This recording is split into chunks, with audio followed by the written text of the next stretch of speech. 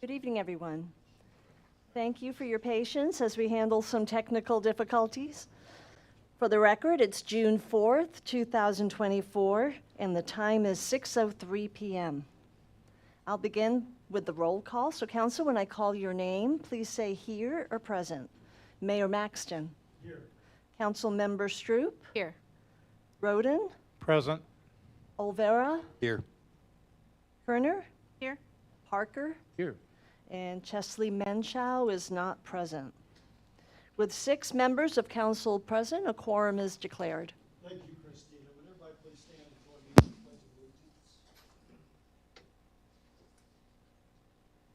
for the Pledge of Allegiance? Pledge allegiance to the flag of the United States of America and to the republic for which it stands, one nation, under God, indivisible, with liberty and justice for all.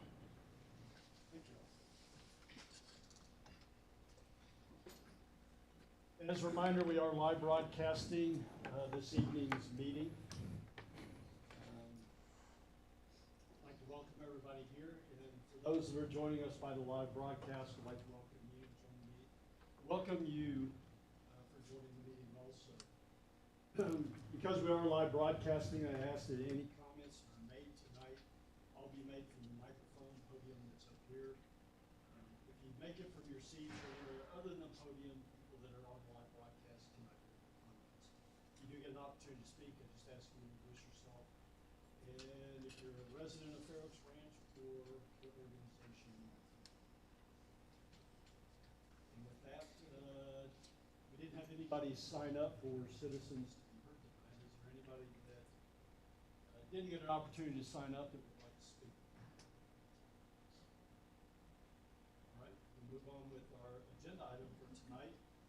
And the purpose of the special call meeting is to review the 2024-25 budget workshop, specifically related to our strategic action.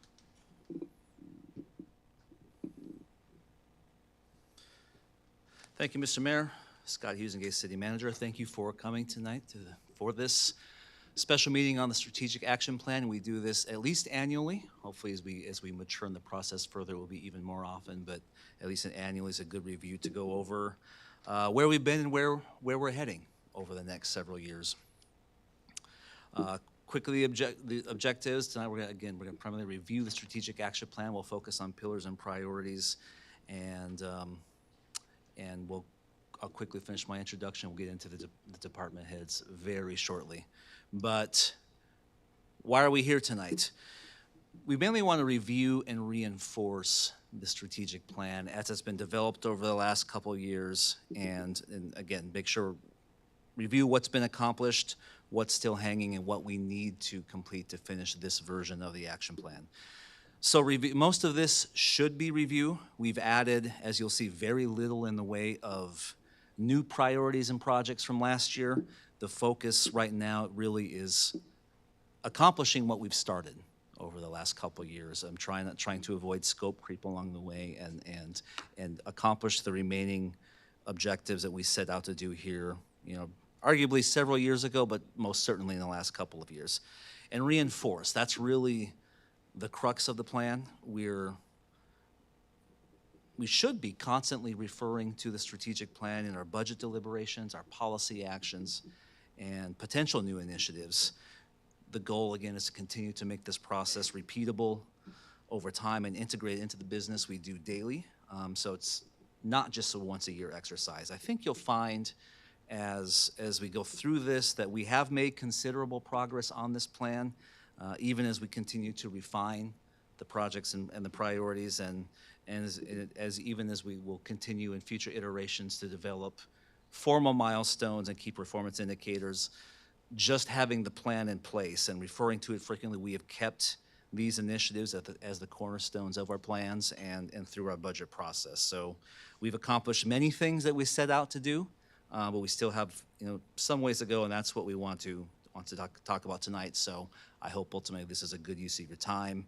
And again, this should also set the framework for the top budget priorities, not just for this upcoming year, but beyond as well.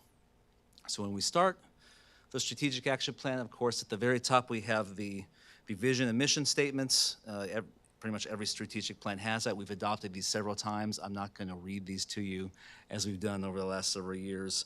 Without objection, we had no plans to update the vision and mission statement, but this is what we adopted in the last couple years and plan to continue at least through the duration of this current strategic plan.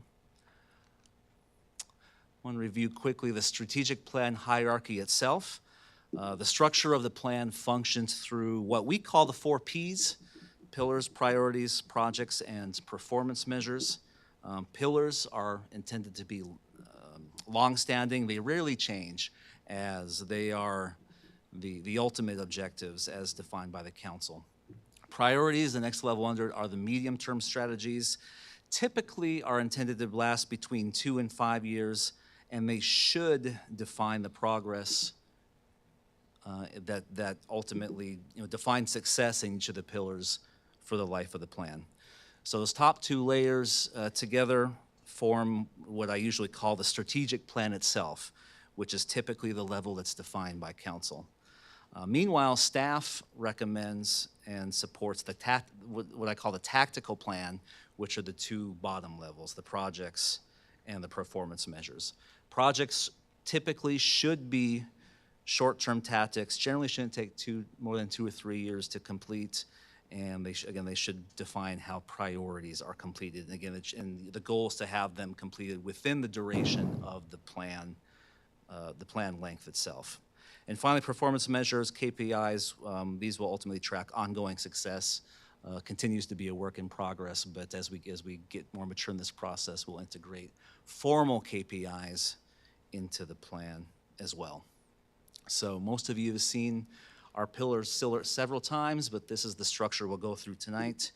We have 5 pillars. Again, they are the overarching policy goals that should guide and organize everything we do with respect to planning, budgeting, and performance. So in order of how they appear in the plan with no specific ranking order, they are financial resilience and responsibility, responsible growth management, reliable and sustainable infrastructure, public health and safety, and operational excellence. So again, tonight we mainly want to focus on the priorities and the projects. This is kind of the second and third levels of the period. The key is to ensure, again, that this is a council plan. In my experience, it usually takes at least 3 or 4 iterations of this to get really good at it and really inject it into the annual operations as it flows through that circle of life we talked about before. But as I said, we're making considerable progress, even though this has been something of an informal tool. We haven't adopted it formally through resolution or anything like that, but we have been using it, and it's worked well from that standpoint, as we'll talk about. So I'm not going to go through all of these because the folks behind me are going to do that, and that's going to be one of the big changes from last year. For those who were here last year, I stood up here and did all the talking. I'm not going to do that this year. I'm going to have your fine department heads go through each of their projects and priorities under the pillars for each of these 5 pillars. And as we go through it, the questions to ask, there are several, but for yourselves, it should be, among others, do the priorities still properly represent and define the pillars as they mean to you? So do these make sense within the context of the pillars themselves? And same with the projects. Do they properly define it? It might be tempting to go straight to the projects and look at, kind of a checklist of sorts. Are we completing out this? And that's important, but it's also important to look at the higher level and see, do these priorities make sense in the abstract? Is this what we're trying to accomplish? Because that's what helps better define the projects. Tonight, we don't necessarily have to add priorities of projects. In fact, I prefer that we don't, to the extent possible, because as we do this, that scope creep thing, we typically find that it's okay to pivot, but we usually have to put off something else. So as we go through and we're looking at these and we say, hey, have we thought about this? Do we need to add this? We'll push back gently to them and said, absolutely, we can look at that. Do you have a suggestion for what we can maybe push off to make sure that we're accomplishing what it is that you want us to set out from the policy perspective? We can subtract or modify, but as we get into the priorities and projects, we're trying to move past sort of the aspirational concept to the more specific. So as you go through these, keep reminding yourselves. Remember the SMART acronym from last year: specific, measurable, attainable, realistic, time constrained. Most people have heard that before, but that's what we're constantly asking as we're trying to refine and better shape these. So with that, Ms. Kerner. Just so I understand, what are you looking for us today? If we're not changing anything, because you just said we're not taking changes today. And so we're not then- not okay, taking what are we changes. doing?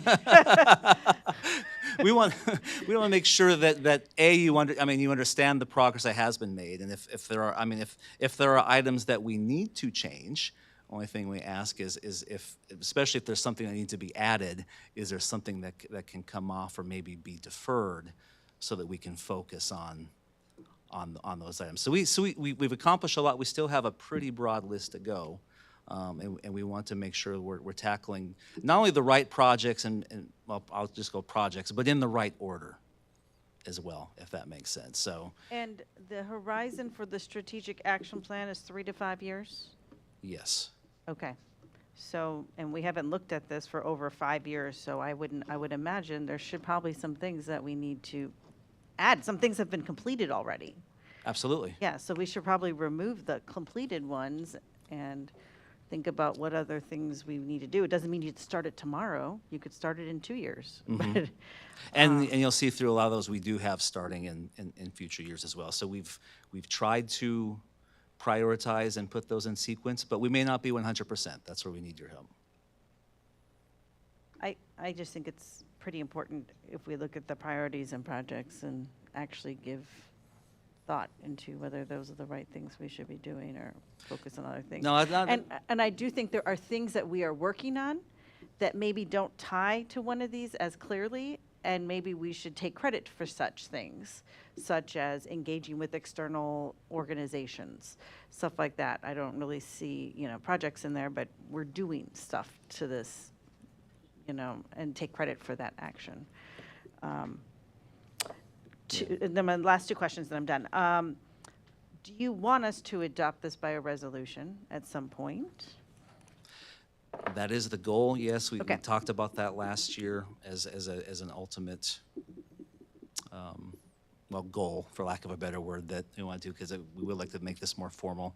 Again, we've been working through the process and the repetition of this, but ultimately, yes, I think that's important. I agree with you. I mean, if we're going to be grading performance of staff and of the city manager on the completion of the strategic action plan, it should probably be approved.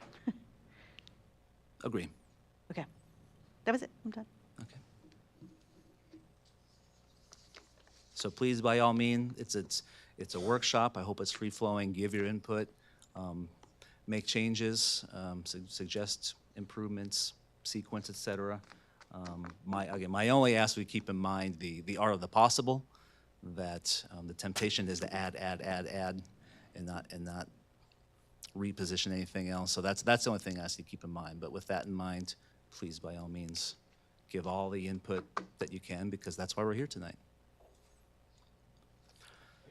So with that, I think financial integrity is up first. I'll let you handle that slideshow. Thank you. All right. Good evening, Mayor and Council. Summer Fleming, Director of Finance. So we'll start on page 13 of the agenda packet, and then we'll actually scroll through the matrix as we go along. We'll be going pretty much in order. So I'll be giving an update on the financial resilience and responsibility pillar, and there are 7 priorities under this pillar. The first priority is to develop and maintain a budget process that links with the strategic action plan. All projects under this priority are either complete or in progress. So the first project listed is to implement a sustainable recurring budget and SAP process and procedures. The project is complete and operational, as this does mark the 2nd year that we've had a dedicated SAP workshop with council, followed by a consistent budget process internally and with council that links the SAP with the annual budget. So moving forward, we can adjust this process as necessary. And then the next project is to redesign the enterprise budget process and rate model. And this actually started in fiscal year 2021 with the utility rate study. That study was officially completed last year, and a new volumetric rate structure and rate was adopted this year for the wastewater.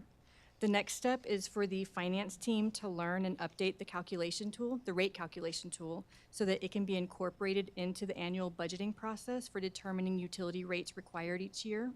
And we have this plan to become operational in fiscal year 2026. Next, 1.1.6 is to implement a strategic planning, reporting, and monitoring system. So we started this project this year also with ClearPlans application. It's within the ClearGov software. It will enable us to streamline the process of maintaining, presenting, and managing this strategic action plan, and then align the plan with the budget and inside the budget document. It also comes with ClearDocs, a digital publishing platform where we can create a web version of this strategic plan to share online. So full implementation of ClearPlans and its capabilities is programmed to be completed in fiscal year 2026. And then last under this priority is to develop and track key performance indicators, or KPIs. While we currently have been reporting some KPIs for each department in the budget book as required by GFOA, the goal of this project is really to ensure that each department has relevant KPIs and that they track progress towards the city's specific goals. We started work on this project in March by holding a workshop with senior staff to review each department's KPIs, and we'll continue working with the city manager on selecting metrics that provide a focus for strategic and operational improvement.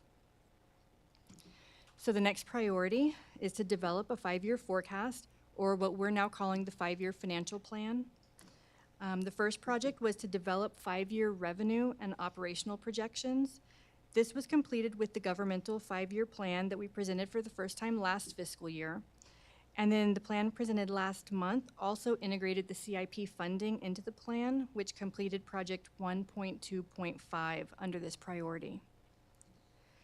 So project 1.2.3 is to develop 5-year capital improvement plan projections. And again, this has been completed with our approved CIPs that we have for roads, drainage, water, and wastewater. These plans are now reviewed annually, and we just make adjustments to project timing and estimates as new information becomes available. Project 1.2.4, it's to develop and integrate a staffing plan into the long-term financial plan. This is shown as in progress. For this budget cycle, we included 2 new positions into the draft budget, and we presented those in the 5-year financial plan last month to be able to show the long-term effects this staffing change would have. And with the 5-year financial model, we can run an infinite number of scenarios modeling long-term effects of multiple staffing plans. And then last under this priority is to integrate the utility fund into the long-term financial plan. So the project is still in progress. Last month, we did present the 5-year financial plan for the utility. It only included a baseline scenario, if you recall. So the next step is for the finance department to incorporate the utility CIP and funding mechanism into that 5-year plan. Moving on to priority 1.3, it's to develop a risk inventory and mitigation strategies. So this priority includes 3 projects. I'll start with the middle one. It's 1.3.3. It's to implement internal controls for financial and operational risks. Many of you were not on council at the time, but in fiscal year 2020, the city contracted with the firm specializing in internal controls to document our operating procedures, identify gaps in our controls, and to design an internal controls framework for the city.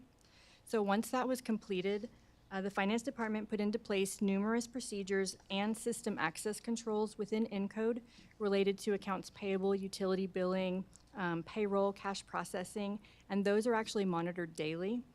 Other departments, such as public safety, they already had internal controls in place, and these have now been documented in the internal controls framework.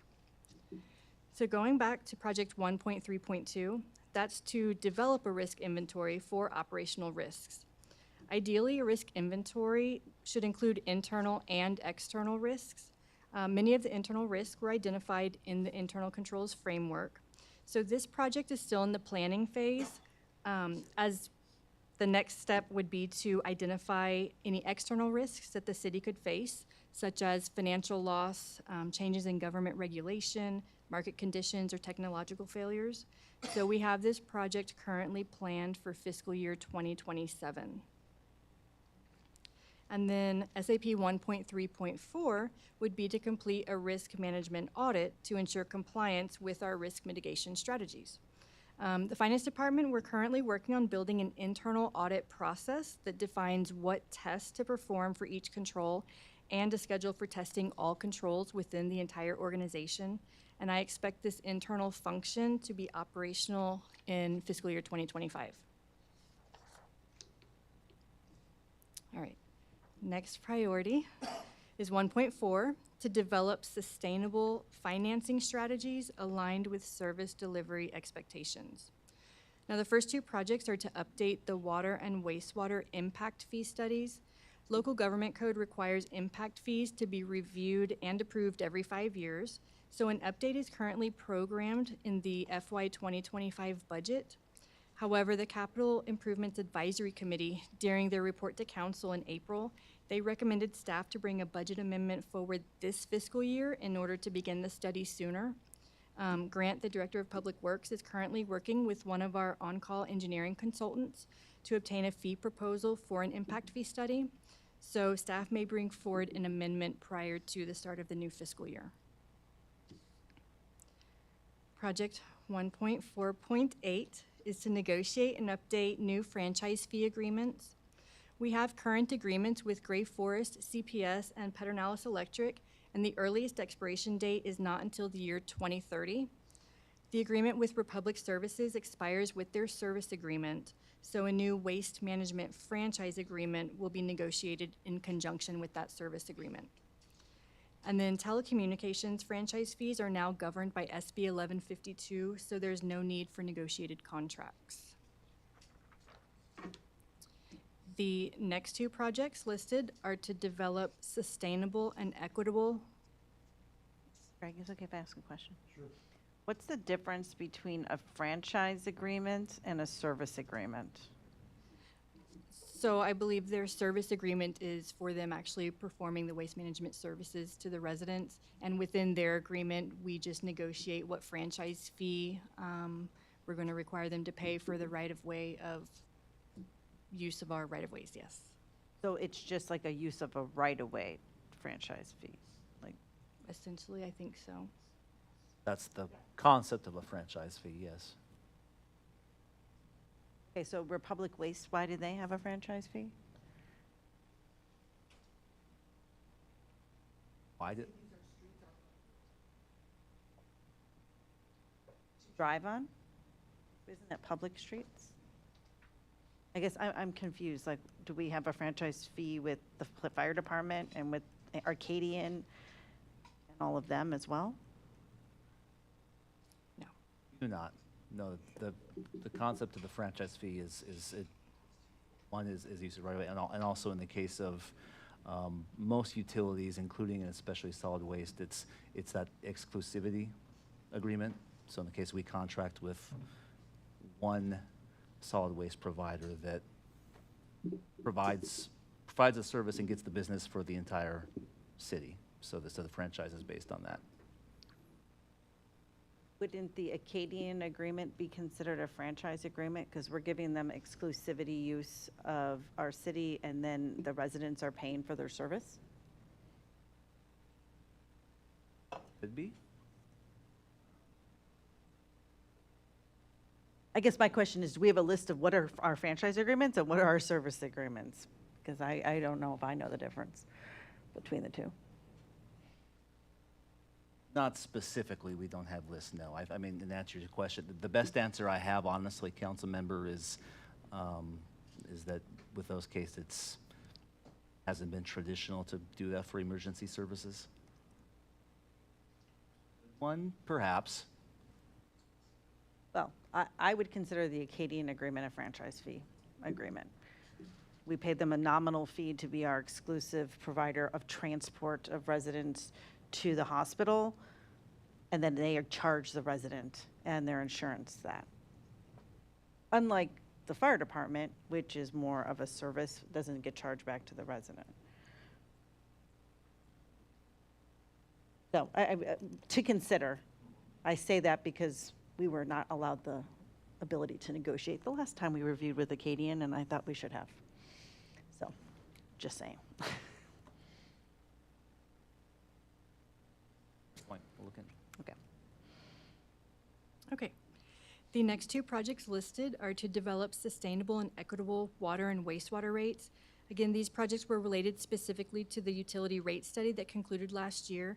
And as mentioned in the two other priorities, the rate calculation tool can now be incorporated into the budget process and the 5-year financial plan. The last project in this priority, 1.4.11, is to develop a long-term capital and debt financing plan. This project is also complete with the development of our 4 capital improvement plans and the 5-year financial plan. So again, the review of these plans is now operational and part of our annual budgeting process that we look at each year. The next priority is to ensure continuity and excellence of financial reporting reliability. So the first project is to evaluate and update fund balance reserve policies. This became especially evident during the 5-year financial plan presentation last month. So this project is in progress now and may continue into next fiscal year. And 1.5.6 is to review and update financial management policies. This is also in progress and will continue over the next 2 years as we look to beef up our financial management policies and potentially add policies where they may be needed. Since the investment policy must be reviewed and approved annually under PFIA regulations, that's the first policy we're looking to address. So my goal is to have a revised draft for review in the coming months. The next priority, 1.6, is to implement a procurement function, and I'm happy to report that all the projects under this priority have been completed. So the last priority is to modernize the enterprise resource planning system.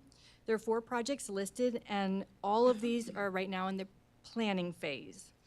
The city has been using Encode for many years now, and we've matured in size and service delivery expectations, so it's becoming a greater concern to find a system that may provide enhanced capabilities to the city. The final project in this priority is to actually select and implement a modern ERP system, and so we currently have that programmed for fiscal year 2027. Yes, ma'am. When did we add project 1.7? Or priority 1.7? Last year. May have been at last year's workshop. Okay, so we as a council agreed on that? But again, to their point, while there was no resolution, Okay. it was on last year's plan. It was discussed at this meeting. Right.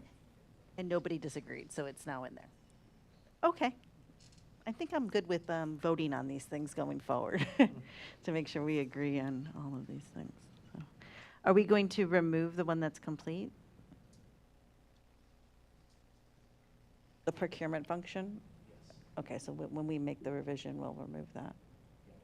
Part of the going forward. But again, since we've only done this a couple of times, I thought it was important to keep the plan intact to report, the full plan. Normally, we wouldn't be reporting 9 years at a time, but Yeah, I can see that, yeah, going back so far and, right. yeah. So I do have a couple questions. One, I mean, some of these are going to be ongoing, right? I mean, they're not going to ever be removed. I mean, some of these things, like when you're talking about review and update financial management policies, wouldn't that be a continual process that you do dynamically? It is, but as we've always, or as I've looked at these always and others too, like I see a lot of plans. We talked about this just today. I see a lot of plans that have an actual, well, they will have a priority or a project that says ongoing. I'm not a big fan of that because it's sort of inherent, but what we try to get to with these are when we're making significant changes, the project is to complete that project and then embed it into our ongoing operations. So yes, it is continual, but the goal is to provide that update or that project, whatever we're doing, hopefully declare victory and then keep using it in our ongoing process. So it moves out of the strategic plan into operational plan? Ultimately, yes. Ultimately. Unless we decide there's some type of major change, but yeah, that's the goal. And then just one other question on 1.3. I noticed the first one, develop a risk inventory for operational risk. Just curious as to why that one's so far out. That seems pretty important for 2027. So again, I think the internal risk inventory has been completed when we did the internal audit, or we had the auditors come in and help put together the internal controls framework. It's one of those projects that we can move forward. We have so many others in place. I wasn't sure on the timing or if there's something else that maybe can be pushed out further and we could pull that one up. Just when I look at risk, I think it's kind of assessing that and kind of figuring out which, where we should go with that. Should take some priority, but we can discuss that some more, I'm sure, but thank you. Anybody else? Good questions. Summer, as I look at this, I mean, the first two priorities stand out to me. You're almost the keeper of the strategic. Tom, can't hear me?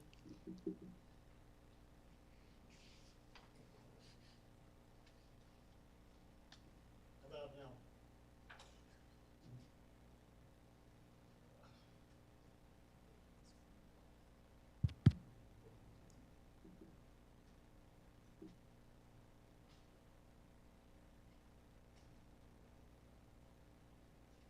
Everybody off? Or just? Just me.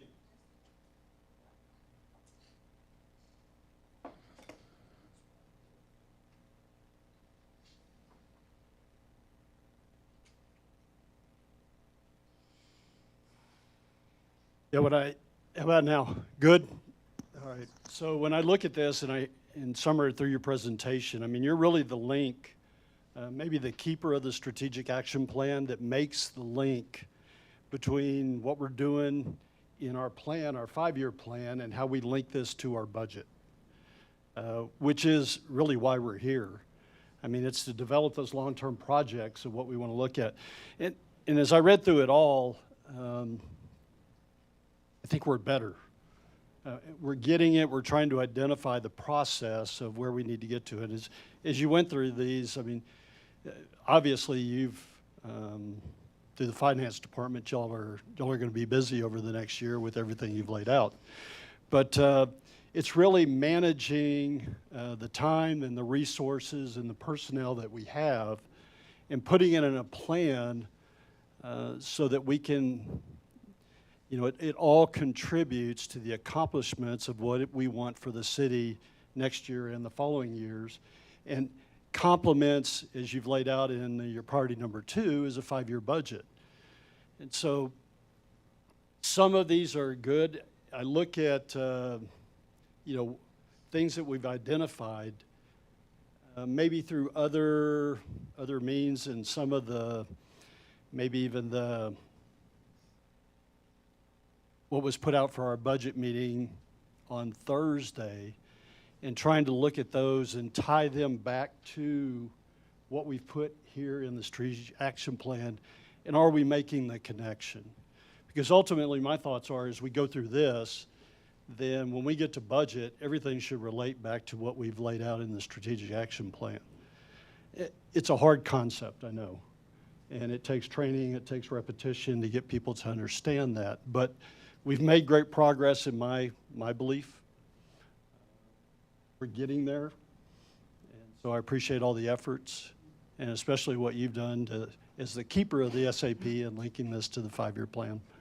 Some of that was really to show the importance of what it is that we're doing here today and why it's important for the strategic action plan. So thanks. Thank you. If you don't mind, I want to add one thing to that. Go ahead. And so, I mean, on my time on council, the progress has been kind of amazing as far as getting to where we are now. And probably a lot of people outside of council who don't read every single consideration page before every agenda item may not realize that every agenda item that comes before us is, you're supposed to tie it back to some item on your strategic action plan to know, why are we looking at this item for business or consideration? And that also begs the next conversation is if we're doing something that isn't tied to the strategic action plan, the question is why? Like, why are we spending time on this if it's not tied to that?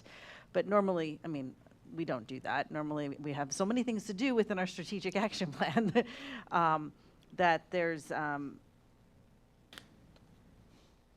no creep, if you will. But I do really appreciate it. And, you know, if you look at it at high level, this is basically council saying this is what we want staff to put their time towards and their budget towards over the next 5 years, outside of the normal operational stuff, right? So when we get agenda items, it's because we've set it in our action plan and you guys are just executing what we've already agreed. So, That's the goal. and it's been, I mean, I was here for like the budget cycle before we had this, and now we're here, and I have to give kudos to everyone who was part of creating this. I know some have moved on, so I'll send it to you, Sarah, out there. But this has been great. Anybody else? All right, thank you.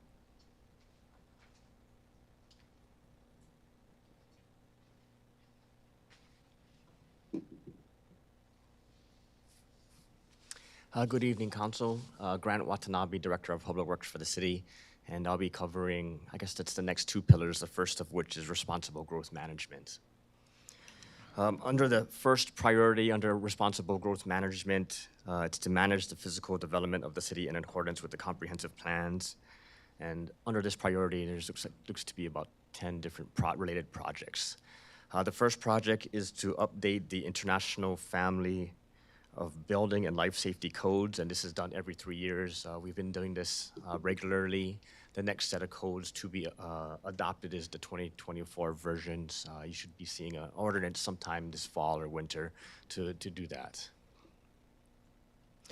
The next project is to update the Comprehensive Plan and Unified Development Code, and this is a really big project, so kind of breaking it out in two. On the Unified Development Code, we have seen progress this year. We did adopt all of the statutory and regulatory changes. We did adopt some of the changes to chapters 1, 2, and 3, which is really the administration of different applications.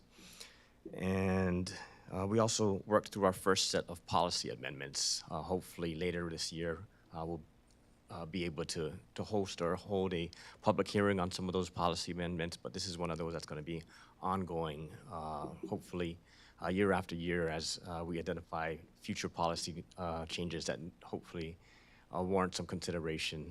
This will be an ongoing effort. Yes, ma'am. The realm of kind of the question that Keith asked, when does this become routine? Because obviously we're going to be revising or looking at the Unified Development Code on a regular basis, on a regular review cycle. This clearly was a one-time big update attempt here. When does it come off of here and become a normal part of, hey, we're going to look at it every year or every 2 years or whatever? Or is this going to stay on here forever and we're just going to look at it in perpetuity every single year? I'm guiding you to the answer I want. I guess my gut reaction is please no. Yes, I know. No, we intentionally put this in here to complete in 2026. The idea being, as Grant said, we'll adopt the first tranche, if you will, hopefully late this summer, and go through whatever remaining categories that council deems appropriate, go through that process and complete the rest of the quote-unquote major revision next year, and then get into a routine. That's how it's laid out here. That's what I would like to see happen. And I'm good with, I can see the comprehensive plan, you have new projects every 5 years or however long that you put that in there, but the UDC, we should have some type of policy or something that says how often we review that. I'm sure we do somewhere.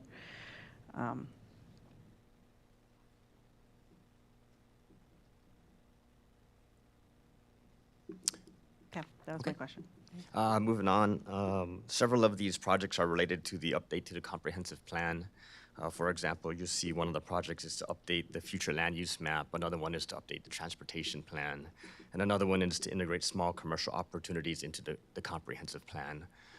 We've penciled this in to start next year. This, comprehensive plan is something that staff plan to focus on next year. And I guess we gave it a 3-year time horizon to complete in the 2027 timeframe. I'm not sure it's going to take that long.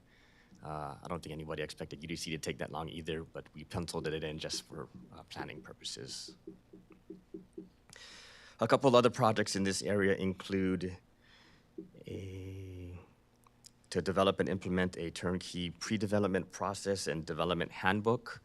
Staff has developed a draft administrative procedures manual. This is something to really help developers navigate through our different application processes and hearings and P&Z recommendation, and finally getting on to City Council approval. It's in draft form, and staff is going to continue to work on that manual throughout the next year.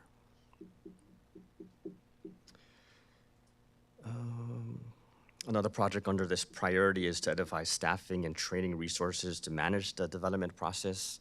We kind of discussed it briefly during the budget cycle last year about the possibility of establishing an in-house planner position.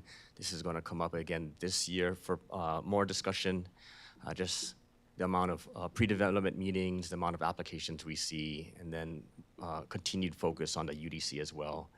I think it's something that Dan mentioned, that most cities our size already have a in-house planner, so this is something that's going to be discussed further as part of the budget cycle. So you're saying 2110 is identify, like, if we want to bring an in-house planner instead of using a consultant as our planner? That's correct. Okay. Moving on to the next priority, which is to implement and update our infrastructure master plans. Both of our master plans, the water and wastewater master plan, and yes, ma'am. There was some things in that previous pillar we didn't, or priority we didn't quite go over. 215, when did we decide we were going to cancel that? This is to expand fire inspection and ultimately the fire marshal role. I have to go back, it was the last year or 2 years ago, and I think general rule we had for that one, in all honesty, council member, was if we don't know what that means, it's not a priority. Yeah, I don't even remember adding that project to begin with. It predates me, and Okay. and as far as putting it on That's there, and that's all I can tell you. I don't disagree with canceling it. I also don't remember putting it in there, ever. I would rather just see it removed completely. But the same thing as, so council members, I bring up all these questions because this is the direction we're giving staff, and we better make sure we agree with it. Are we all in agreement on 2111? We want to integrate small commercial opportunities into our comprehensive plan to diversify our tax base. I don't even know if we've had a conversation on that. No, so that's why I'm not saying I'm against it. I just don't remember having a conversation on that, as that is the direction we want our city to go. Maybe, but I don't remember having that conversation. Not that I'm aware. And Graham, when we look at this, what are the actions related to this? We're in I think it was a planning and then it's in progress. Right, when it comes to the comprehensive plan, what we've discussed internally is possibly the need for an outside consultant. I know we used a consultant for the initial development of our comprehensive plan, and that might be something we'd pursue. And as part of that effort, we'd, I guess, come back to council to discuss what the scope of that effort is going to be, whether it's going to include addressing small commercial opportunities or addressing our transportation plan or other parts of that comprehensive plan as well. Was discussed last year at this meeting. We can go back to the tape and review it. Doesn't mean it has to stay there. The conversations certainly have been different than that. So again, that's why we're here. Well, and if I can just chime in, this is all falling under the responsible growth management pillar. And I know we've had over the last couple of years, few years, discussions of mixed-use villages instead of all housing and conversations like that in different areas of the city. So I don't know if maybe that's why it's included here, but, I mean, we've talked about it. Talked about it because someone other than us put it on their agenda, and then somehow then it ended up in our strategic action plan because someone else was talking about it. And I feel like that's the tail wagging the dog there, instead of us saying we want to talk about it and driving the conversation. So, I'm just suggesting that that's probably why that's there, because I know it did come up that if there's an opportunity for us to have a much smaller number of houses in a certain area by adding small commercial opportunities, I know we did talk about that. It can stay, it can go. I'm not living or dying by that.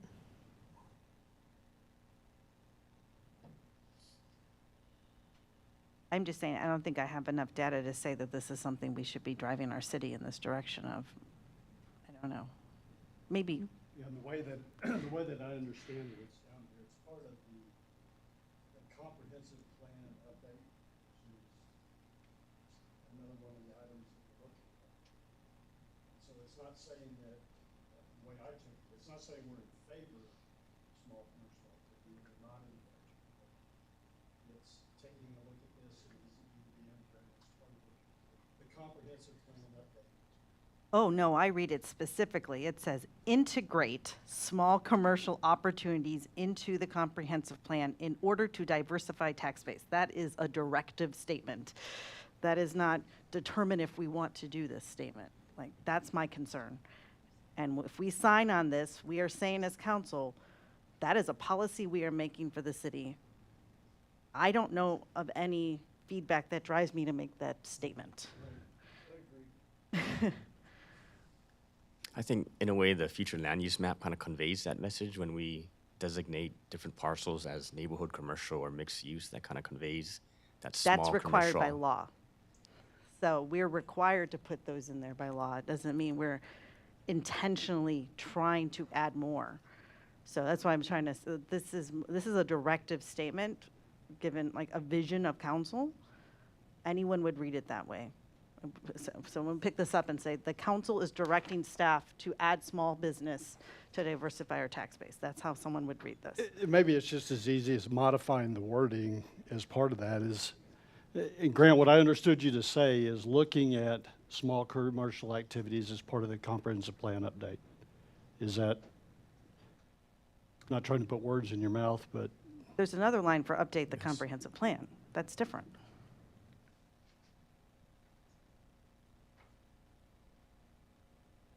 I think we should Certainly. take it out. Because if we deal with the comprehensive plan where we address that, then I don't know that we have to necessarily put it here. It's kind of a duplicate. Because what I heard Grant said is, he's going to see 2111. He's going to, in 2025, look to hire a consultant specifically to determine how we want to diversify our tax base and integrate small commercial. I mean, that's what I heard you say, is that part of the planning was to look at what type of consultant we would hire to do that. For a comprehensive plan process as a whole, I think we would Okay. have a consultant facilitate that process. But there's a Like we had, different line item for update the comprehensive plan. Good. Yeah. And this one starts before that. For what it's worth, I agree with Keith and Laura. If we have update comprehensive plan, then that essentially can be included with that.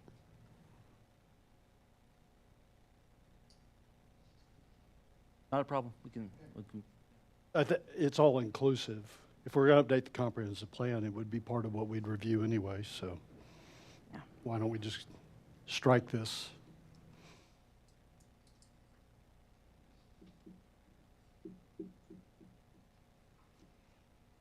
Could I ask a question on a previous one? Of course.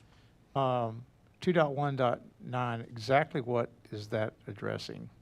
The participation in regional development committees and initiatives. What is that specifically targeting? So I- This was based on a council directive from probably a year and a half ago or better to identify various regional commissions, boards that we should be a part of as part of the regional press, whether it's MPO, ACOG, Yeah, suburban communities, kind of things like that. That's progress. good example would be the FM 3351 Sure. committee that we participate as part of. So again, just in thinking consistently with my other comment, wouldn't that be just a natural operational function? Or were we deficient in We're that? deficient. We were deficient at the time, and so this brought us up the curve, okay.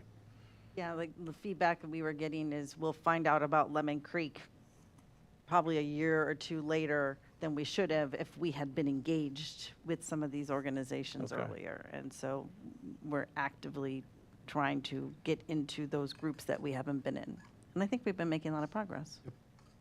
Okay, and so it's wrapping up this next fiscal year, so we can claim victory there, and then it just becomes operational. Okay. Okay,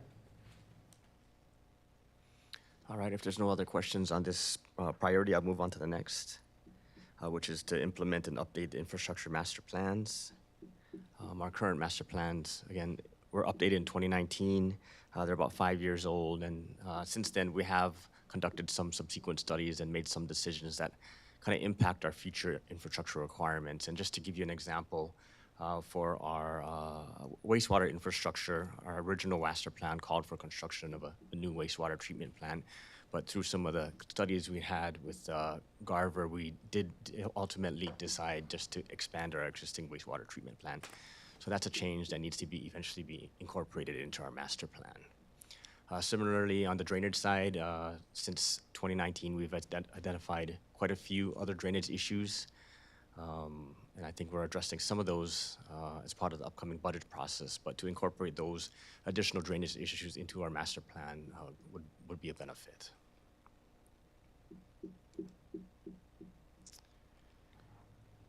so why is 2.2.5 in there, since it's already addressed above? Both the comp plan and the UDC? I don't know why it's in there. It It's just- was, yeah, it is the same thing. And again, we kept it in this one for continuity purposes, just so we can show essentially what the original plan looked like and where it's at. So when we condense and coalesce this, there'll be one. But before it was in a different spot, so we're just cross-referencing probably the 3 or 4 spots it was in there. I was just thinking, because it's already done back in 2021, it probably isn't applicable because you've got it covered above, but.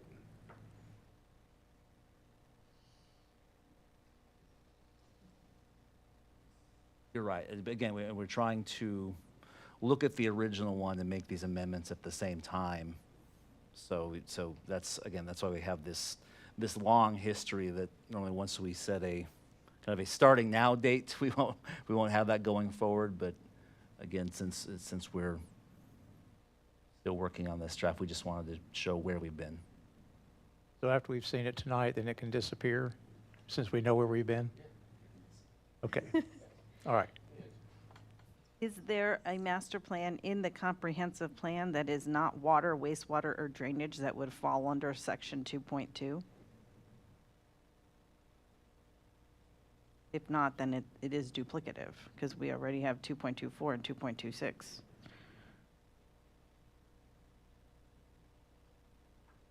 Which are part of the comprehensive plan.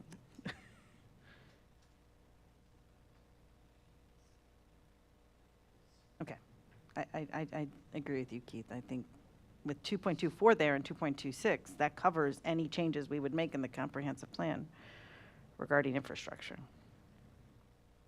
And I think it's good we're looking where it went, and just as we go forward, we want to, make this concise and clear, so, I think that's fair. Absolutely. Yeah. All right. Especially if you're going to have to do KPIs on all this stuff and measure it. You're going to be measuring the same thing over and over and over again in 3 different places. I live that in my daily life, and I wouldn't want to have to do that. You got 2 more years on KPIs, Laura, we're good, so. All right, moving on to the next priority, to enhance local mobility and multimodal connectivity. The first project was to improve access to the preserve and park. This is referring to the Arbors Preserve and Park. This was a project that was not recommended by our bond advisory committee, and it's not a project that we're pursuing at this time, and I believe that's why it's colored red as canceled.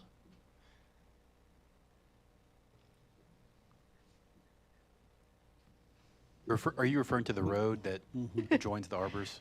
To that parking lot by the preserve. I don't That's even right. remember this project either. That's,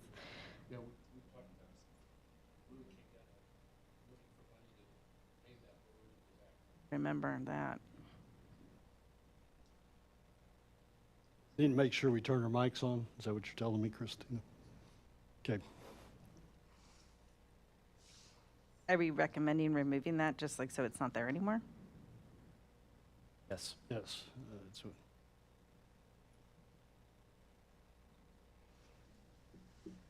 All right, the next project is to institute multimodal transportation and a traffic safety committee to identify needs and opportunities. And this is something that staff is already working with Councilmember Kerner on. I believe there's a draft charter that should be coming up in a future council meeting. So Was that in there before?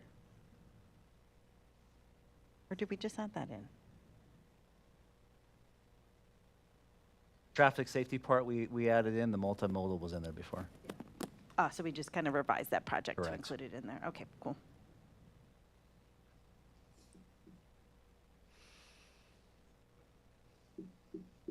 And the last project under this priority is to revise development and multimodal development and design standards. Again, this sounds like something related to either the comprehensive plan and the UDC. So the timeline for this project is related to execution of those updates. This one at the time was on the cusp of what later became the combined Dietz Elkhorn and multimodal transportation workshop we held in the early fall. Was it, I want to say August of last year, don't quote me on that. But there was a lot of discussion last year about multimodal transportation.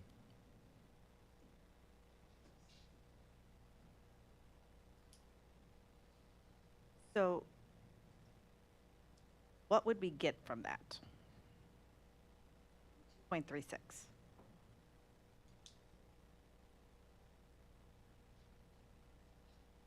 What I think we would get from that, if we chose to proceed, is a multimodal plan design center that would be incorporated into a new comprehensive plan. What does that mean? That's a lot of words. I'm sorry. So does that mean in the comprehensive plan, it will say when you design a road, it must have a sidewalk, a bike path, whatever? Is that I'd say what more you're saying? appropriately when we would do that. So not necessarily every item must, but yes, when those facilities that you mentioned would be appropriate, yes. But it would say if, So when revising, when redesigning a connector road, you would consider multimodal and blah, blah, blah, blah, blah. good example. Okay. So would that not be covered under the one previous, the multimodal and traffic safety committee? Wouldn't they be the ones to come up with some of that? Or are we talking, I'm not sure, I mean, I'm trying to distinguish the differences between the two. I mean, one, I can kind of figure it, the traffic safety committee makes sense. But because we say it's institute multimodal transportation, it's almost part and parcel to revise and develop and creating a multimodal plan. I'm not sure I see the difference, but maybe there is one. My understanding when we were talking about the Traffic Safety Committee It was looking at concerns or issues related to the current traffic plans that we have across the city. And so this would be a citizens committee that would be established to review those. I think what we're talking about here is could be some crossover, but mainly this is looking at multimodal activities and how utilized throughout the city and incorporating that maybe even as part of the comprehensive plan. Is that? Right, we had talked about the possible creation of a multimodal transportation committee last year. We did solicit a list of potential volunteers should we choose to go down that road. That was discussion last year. This year as a draft, you know, honestly, we just added the more recent discussion to that. That may not be appropriate to combine those two, and that's okay. But that's the brief history of this item. Yeah, I'm not sure where the requirement would come for a multimodal committee. Or the need, I guess, probably. Revise 2.35 to say institute a transportation and traffic safety committee, remove multimodal from there. That was going to be my suggestion there. Yeah. Yeah, that way it's distinct. I remember when, back in the day, when we were creating the strategic action plan, there was a lot of argument over this priority altogether. Like, is it the priority of city council to create bike paths and sidewalks and multimodal paths? Or, like, is that really a priority of council? And I think it was a divided vote. I mean, it ended up getting in the strategic action plan, but it was not a fully agreed upon by all members at the time. Obviously, we have different members now, so, but just to kind of let you know where the history of this priority came from. That is the discussion, and maybe Right. that's not a priority anymore, in which case, then that's okay. And so, like, if you look at the priority 2.3, enhance local mobility and multimodal connectivity. So the question is the priority mobility connectivity or multimodal connectivity? I think part of this was, one of the original projects was find a way to connect all of the paths in the city together. So that was one idea that was had at one time. I don't know if it was ever, I don't remember it ever being done. And I guess probably good discussion if we want to just focus on mobility or multimodal or. But I think we've had some surveys that some residents want multimodal, right? Maybe it's just, you know, to assess the mobility issues. I mean, I don't know that we're all in favor of multimodal throughout the city, but maybe to assess what makes sense. I think at the time, didn't we have the transportation Town hall. council was being discussed at the time? And we had a lot of discussion about adding bike paths. I think the bike crowd was brought forth several ideas at the time. And I think that's probably where the multimodal was incorporated into this. I don't know at this point in time, this is something that we need to go down this path as directive to staff. I'll be here all night. This- Hopefully not. Well, right No, now, yeah. well, right now. We're not here all night. It's only in planning for the next 4 years, so it's not anything that's got a hot ticket here on that. But it will be, so what'll happen is they're gonna come to us with a budget item to do this project. Okay. So, regardless of what we do at 2.36, I would recommend we move 2.112 down to 2.3, because it really is part of 2.3. Like, the evaluate and update the transportation plan for the city and surrounding area sounds more like an enhanced local mobility connectivity effort than a managed physical development in the city effort. Maybe we drop 2.3.6 and let 2.1.12 relocated become Yes. that. Because it covers it. And just for your information, I'm working with Carol on the resolution for that. Transportation and Traffic Safety Committee, and I have in the scope for consideration that they would be part of that evaluation of the transportation plan and start that review for us. Put it in there. Like it. Yep.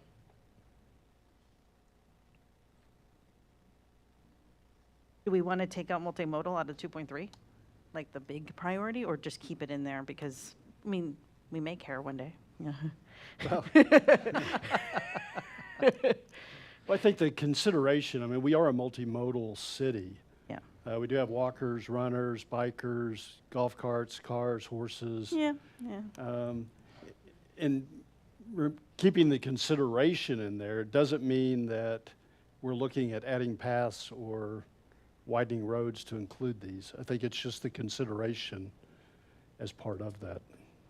Great. And I would look at leaving it in. Maybe the word institute should be rephrased or something. That's implying we're going to do something. I think it's assess, maybe.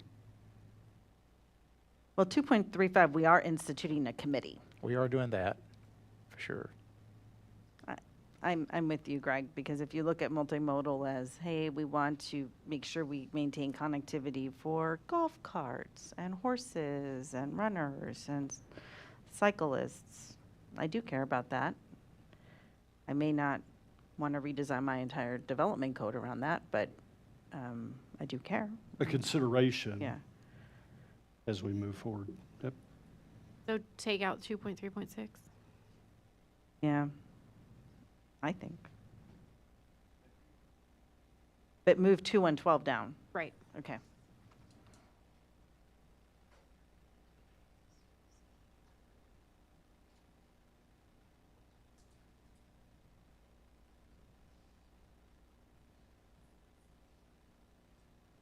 Are we making it confusing enough for you? I think I got it, making headway. Moving on to the next priority, it's to align strategies with alternative funding sources, and this is, the two projects are related to the MDD project grant program. The first is for the Gateway feature that was recently approved, or a resolution was recently approved to allow the city manager to submit an application to the MDD for that project. And the second project is for the community center. We'll be bringing back a update during a workshop to City Council in July to provide some better cost estimates as part of that project. And hopefully following that workshop, there'll also be a resolution authorizing the city manager to submit I guess it's an amendment to the funding agreement with the MDD.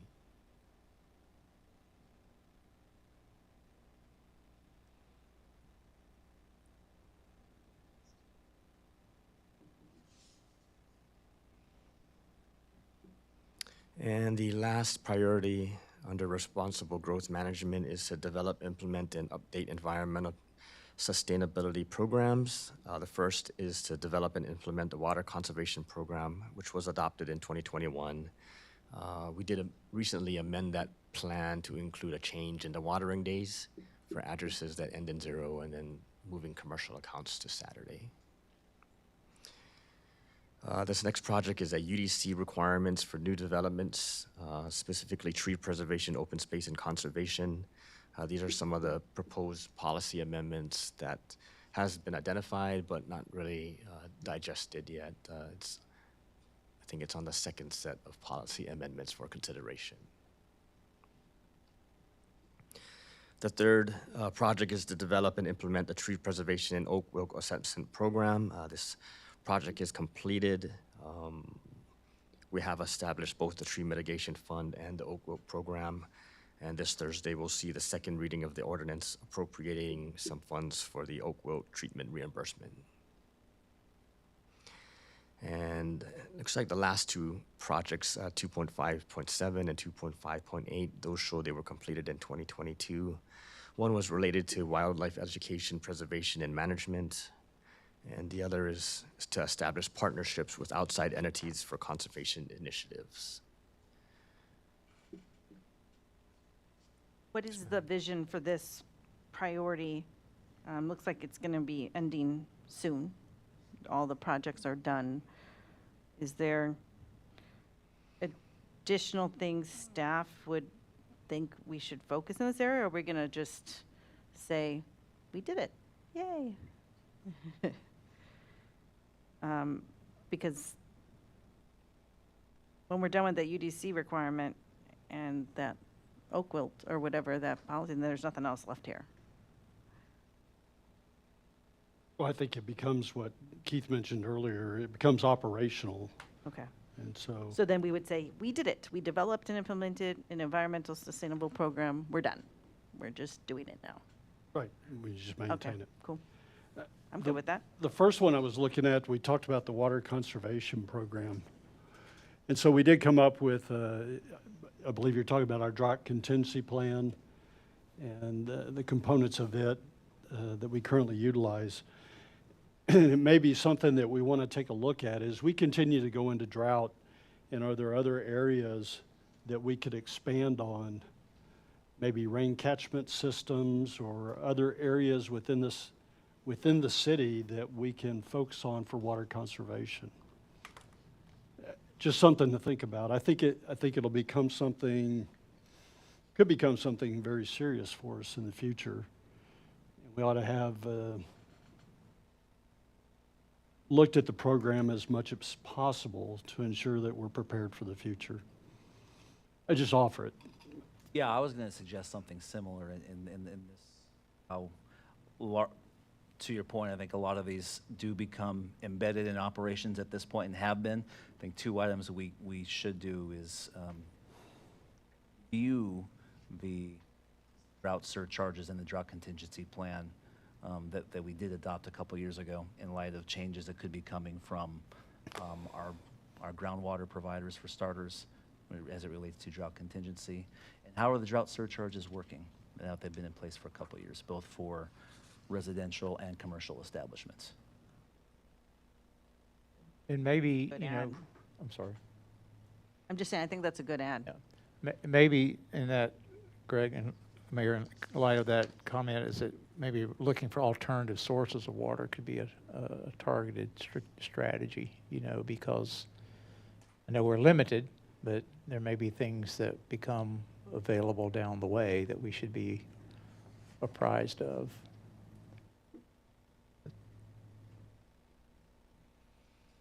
Conserving is good, we should do that, but if we grow and have limited resources, maybe new sources would be another one to add since these are completed. I would think be important to the city. I mean, I agree with the point. Is it appropriate here, or is it in the next pillar where we talk about, sustainable infrastructure? But a good point is that we ought to keep our eyes open and maybe have some program where we look at alternative sources of water for our city. Yeah, it could be in either spot. Just since it was under the growth, it Yep. seemed like okay. Would that mean the drought contingency plan, I mean, is that more aligned to growth management, or is that more aligned to sustainable infrastructure? To me, that would be more aligned to sustainable infrastructure. We're not going to be We're not managing managing growth growth. with a drought contingency plan. That should go in the next section as well. We'll have this all organized for y'all before the night's over.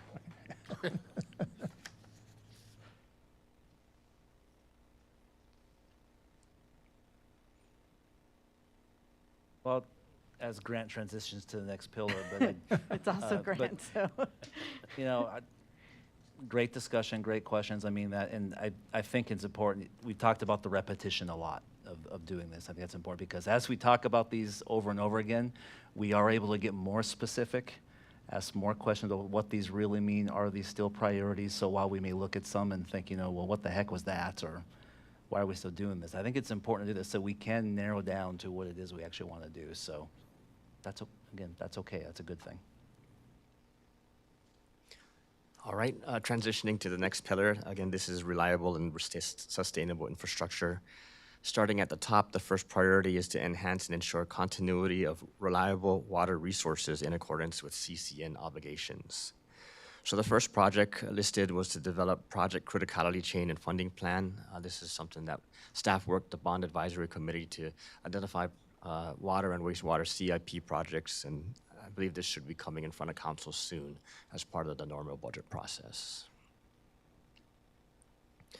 The second project was to implement and educate regarding the backflow preventer compliance program. This is completed and ongoing.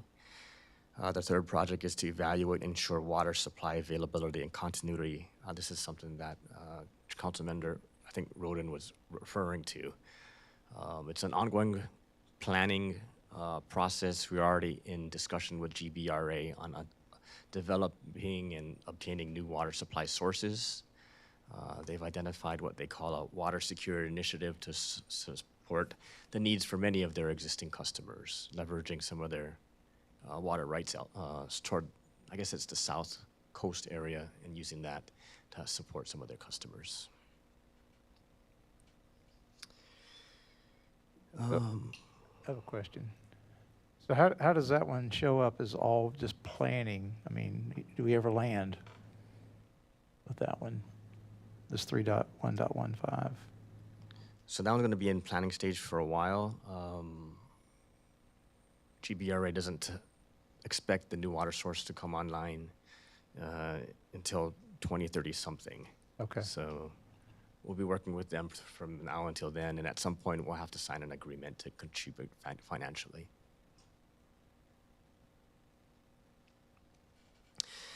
And the last project under this priority was to develop a long-term water improvement plan for fire protection, utilizing the master plan. This is something I think that could be addressed while we update the master plan. The master plan already identifies long-term projects to address our issues with fire pressure and flow, and I think this is related to that.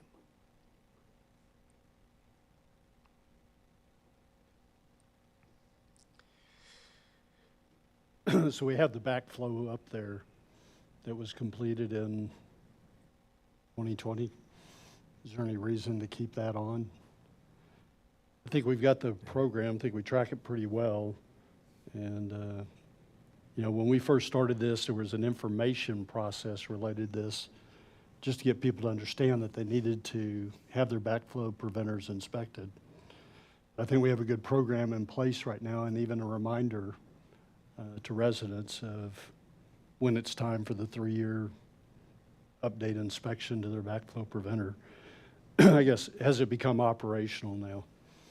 We just, we have a process that we follow. Is there anything new that we need to do to it? Yes, sir. No, so to answer your question, and Probably could have been easier. Hey, can we just take that one off? All right.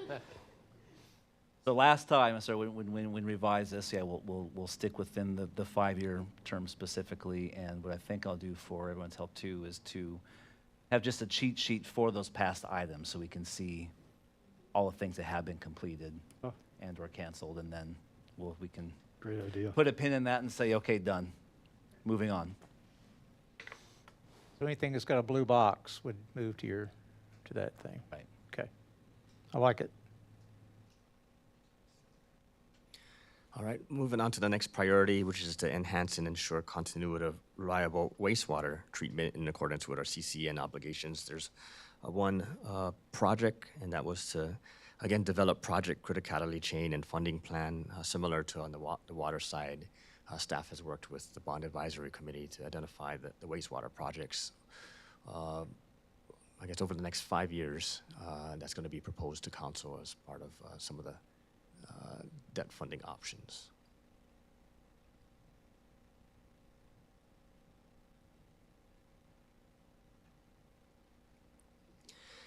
The next priority is to enhance and ensure continuity of reliable drainage improvement initiatives.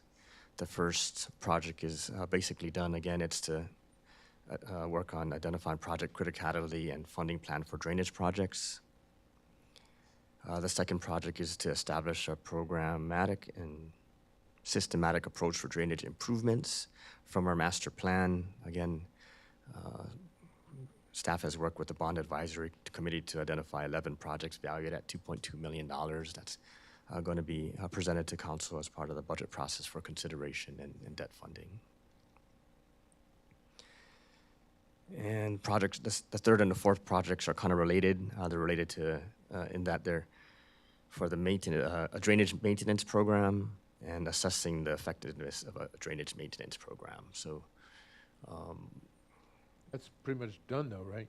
I mean, we Well- approved FTEs and, or, So I think that's 2 years ago, 2 FTEs for drainage was approved. One thing that this Public Works Department would like to do is establish a dedicated drainage crew to work drainage issues year-long with just 2 personnel. That can't be done. As part of our budget request, we're looking to add a drainage lead for that crew. We'd have a dedicated drainage crew and then a dedicated street maintenance crew that coming to us? as part of this next budget session. Okay.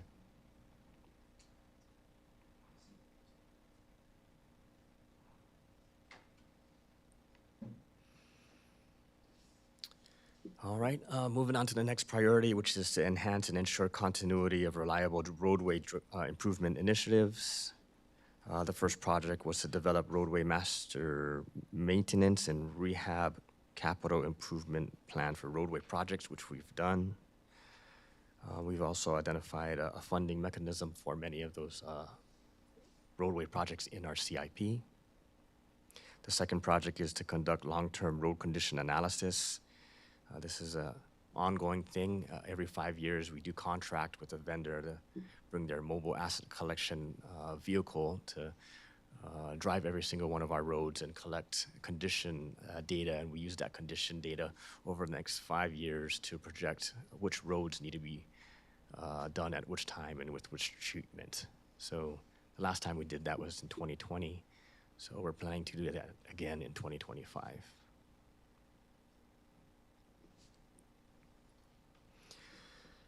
The next project is to design and maintain a roadway maintenance program. I believe that we're doing that fairly effectively. I think most of our roads are in better condition than many of the other cities in our region. And the last is to assess the effectiveness of the annual road maintenance program. And I believe that's very effective as well.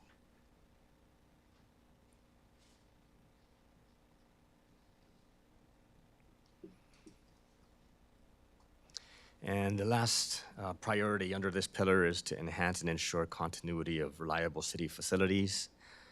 The first is to develop a city facilities master plan, and the second is a citywide space plan. Both are valid needs, but these are plans for the out years.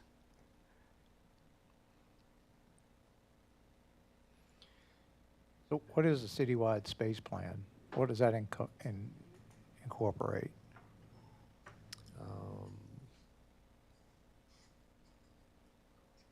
I believe it's does the city have the adequate space for not only its personnel, but the equipment, the vehicles, the types of facilities between now and, I guess, our city's eventual build-out? But is that not the same as the one above it, though? Facilities master plan? Would that not be the same, or is that different? They're related, but they are different because the space we're talking about basically housing the FTEs and equipment themselves, like where will they actually go? We're talking facilities. We are, as you know, basically capped on the space for buildings at this campus. So whether it's with respect to maintenance or other needs, will there be a point in time in the future where we have to look at set up expanded or different operations?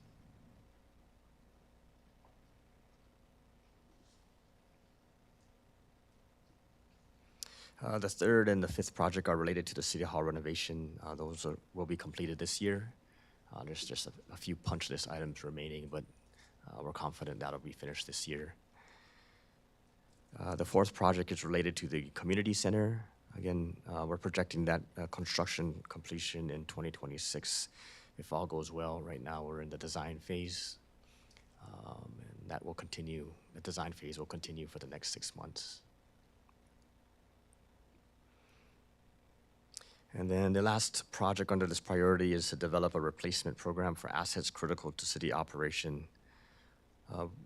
We already have a equipment and vehicle replacement fund. I believe this is what that's referring to. Each year, as part of the budget cycle, both the general fund and enterprise fund puts funds into the equipment replacement fund based on the life expectancy of equipment and vehicles to eventually be replaced.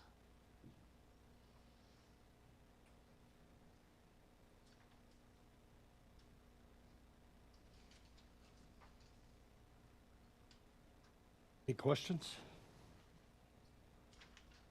Scott, I had a kind of a general question. So as we're looking at the projects that are listed under these, in some cases, and I'll use drainage as an example. And so we kind of list that we're going to work on drainage projects, not real specific. Although, we've already pressed forward that we're going to work on Tivoli Way, and that's a project that I believe would extend into next year for completion. But then that gets very specific. But then we have other things where we're focused in directly on the Civic Center. So it's just looking at how specific do we really want to get with the projects that are listed down here. Is just having a general statement that we're going to work on drainage projects, is that enough to cover the detail where it links to our 5-year plan and our budgeting for next year?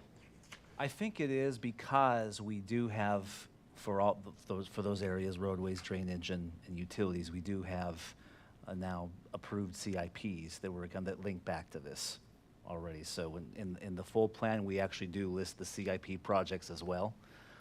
So that's where I think the specificity is. But as far as the strategies for each of those, we've approved the CIP. We've approved some of the funding already for that CIP. We're going to consider the rest of it throughout the budget process. So I think that portion of it is largely completed, as I think the boxes indicate. So now our focus on capital in most areas is to execute those projects in the CIP. Okay. Thank you.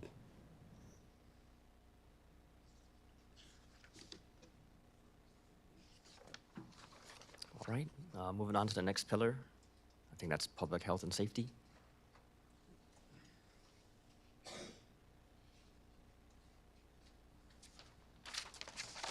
Good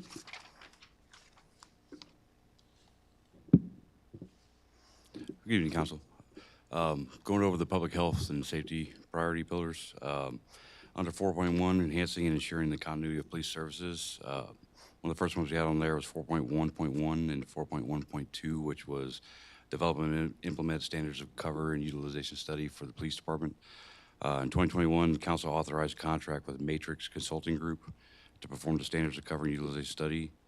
Matrix completed and presented its findings to Council in January 2022. Among its findings was a very detailed summary of the call service activity coming into the department, which specifically showed the peak days and times that the patrol officers received a higher number of calls, not including officer-initiated activity such as traffic stops.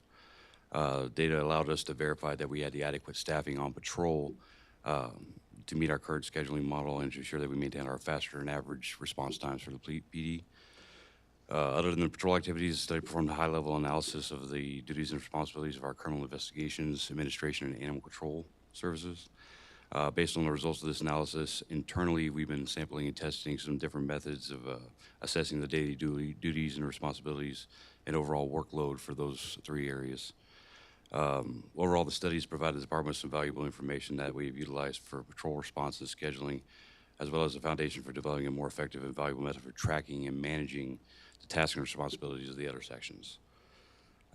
Moving on to 4.1.3, the K-9 unit replacement. This original priority was to add a second K-9 unit. That was canceled last year with the intention of amending this priority as more of a focus on replacing Buddy when that time comes. Buddy will be 9 years old here next month in July. And the average time for his breed of dog is between 8 to 12 years, depending on the dog itself. Be very clear that Buddy is not showing any signs in any manner or form of slowing down. He still drags Officer Magnus all over the place. But we do want to begin planning for his replacement when that time comes. 4.1.4 is a I'm sorry, review. Chief, would that just be part of normal operational replacement? Like, would it, I don't see how that would be a priority or a project. We kept it in there depending on circumstances at the time of Buddy's retirement there. We have some other things in place as far as what happens to Buddy when he does retire. Things we're working on with city management and legal also, as well as the selection process for where do we obtain the replacement dog. Is it going to be from one of the providers overseas, a local provider here? A lot of those costs tend to add up when you go for the dog and the training and everything combined. So we left it in there as one of our priorities. I think maybe we could revise that and just say maintain a K-9 unit capability as your priority. Well, I think you're right. I mean, the K-9 unit itself is ongoing operations. I agree with that, and we've talked about that even in terms of not just the strategic plan, but even in our equipment plan. That's just a cost of doing business, right? But was actually listed in here and was canceled, like the chief said, was adding an additional K-9, which we're no longer doing. So should we just get rid of 418 and then assume maintaining the K-9 capability is just part of our normal organizational? I believe so, yes. Okay. Sorry, I was just advised that my numbers aren't matching from the presentation, so ignore my numbers. Yeah, you do I'll have just read different them off. numbers. I was like, maybe he was just needed glasses and couldn't read the number. The copy I was provided didn't have my numbers. I made up my own, so I was going to go with that. Moving on to review of structure to ensure the continuity of leadership. This is one of our first SAPs we put in when the city developed this plan. The city took a big step last year when council approved the corporal positions, which was essential in ensuring that we had that structure and accountability across 24/7. Corporals were promoted this last January, and since then they have kind of taken off running. They've already reviewed and amended the FTO manual several times, and I have another proposal on my desk that I have to review for an upcoming one. Moving forward, the focus on this priority will be having the ability to maintain consistent and effective leadership at all levels of the department, which is crucial for maintaining stability, recruiting and retaining experienced and qualified officers, and ensuring the officers and staff are in conformance with the department policies and the higher level of service that's expected of them, both by city leadership and our residents. Our focus includes enhancing our current training and leadership development programs, continuing to review and update our policies and field training programs to maintain compliance with new legislation and current best practices, and ensuring we have the proper command staffing and succession planning in place, which are essential for maintaining operational effectiveness and ensuring seamless transition in an unexpected absence of one of our critical command staff members. All these priorities are essential in achieving the department's overall goal of being that safest city to live, work, and visit, which is the vision statement for our department. The formal officer recognition program, this was another one of our very first SAPs that we put in. It kind of took a back seat with COVID and some other priorities that we needed a little bit more critical. But the program is an annual recognition event for the officers and their families to attend. Similar to what a large majority of other public service departments hold, the event is used to recognize those officers and staff for their dedication and professionalism throughout the year, as well as recognizing those that have gone above and beyond their duties, saved a life, or been nominated for other awards and commendations. Very recently, this program has taken on new life amongst the staff in the initial planning stages there, but we are far from being able to implement that at this time. So, the long-term strategies for fire and EMS services. The priorities here were to develop a standard of cover and utilization study for fire and EMS services across the city. The priority is authorized by council last year when the city contracted with the Center for Public Safety Management, or CPSM, to complete the utilization service level analysis for our fire and EMS services. CPSM has very recently completed their assessment and is scheduled to present their findings Thursday on June 6th at the council meeting. Moving forward, city staff will work with council to ensure our standards of cover for response are met while ensuring affordability of the city. Also under this pillar here, or in priority, is an ongoing process of upgrading the current facility with essential equipment at Station 420 up on Meadow Creek and Ralph Air Road. Under Phase 1, I believe, is the backup generator and automatic garage doors. Phase 2, a little bit less clear, but from what we can remember, is the renovation of the internal, which is the office and the personnel spaces. Moving forward, the long-term goals set forth by council after reviewing the fire and EMS study will provide us some better direction on where we need to go for the future of Station 420. Under enhancing community outreach initiatives, the current SRO program has been in place since 2022. The SRO agreement is up for renewal this year, which you'll see in an upcoming council meeting. We did make some changes to the agreement on the main parts where the percentages of allocation from what the district is going to pay for versus the city, and we'll get into that here probably in mid-July. Outside of the SRO program, we're amending this priority to include several more programs that are currently in their developmental stage, with at least one of them that we've added to the proposed budget for the 2024-2025 fiscal year. The other programs we're currently working on seem to have little to no cost right now, but I'm sure when we get a little bit further on, they might incur some minor costs here or there. So, What are those programs? Should we put them in this SAP before you propose it for the budget? So we did have a little more details on some of these programs when we initially put this in there. We kind of tailored it back. One of them is the quarterly open house with police staff. Another one would be the one that's in the proposed budget, which is the 5K. If I had Corporal Hina Host here, she could better explain this. It's a 5K kind of pet registration dog run. She's done all that planning. Did a great job at it. As well as some other community outreach and education programs. We have a high volume of victimization for our aging residents.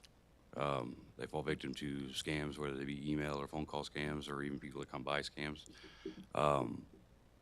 Getting that education out on what is a scam, how to identify a scam, when in doubt, call us. And then also some victim recovery education, some bullet points and basic steps to help them recover, fix their credit, make reports to proper agencies. So, I guess everything that I'm hearing, this particular initiative really needs to be reworded for the purposes of SAP. Yeah, we are. You know, We are in the process of amending quite a bit of it, yeah. Is it going to come before us so we could vote on it?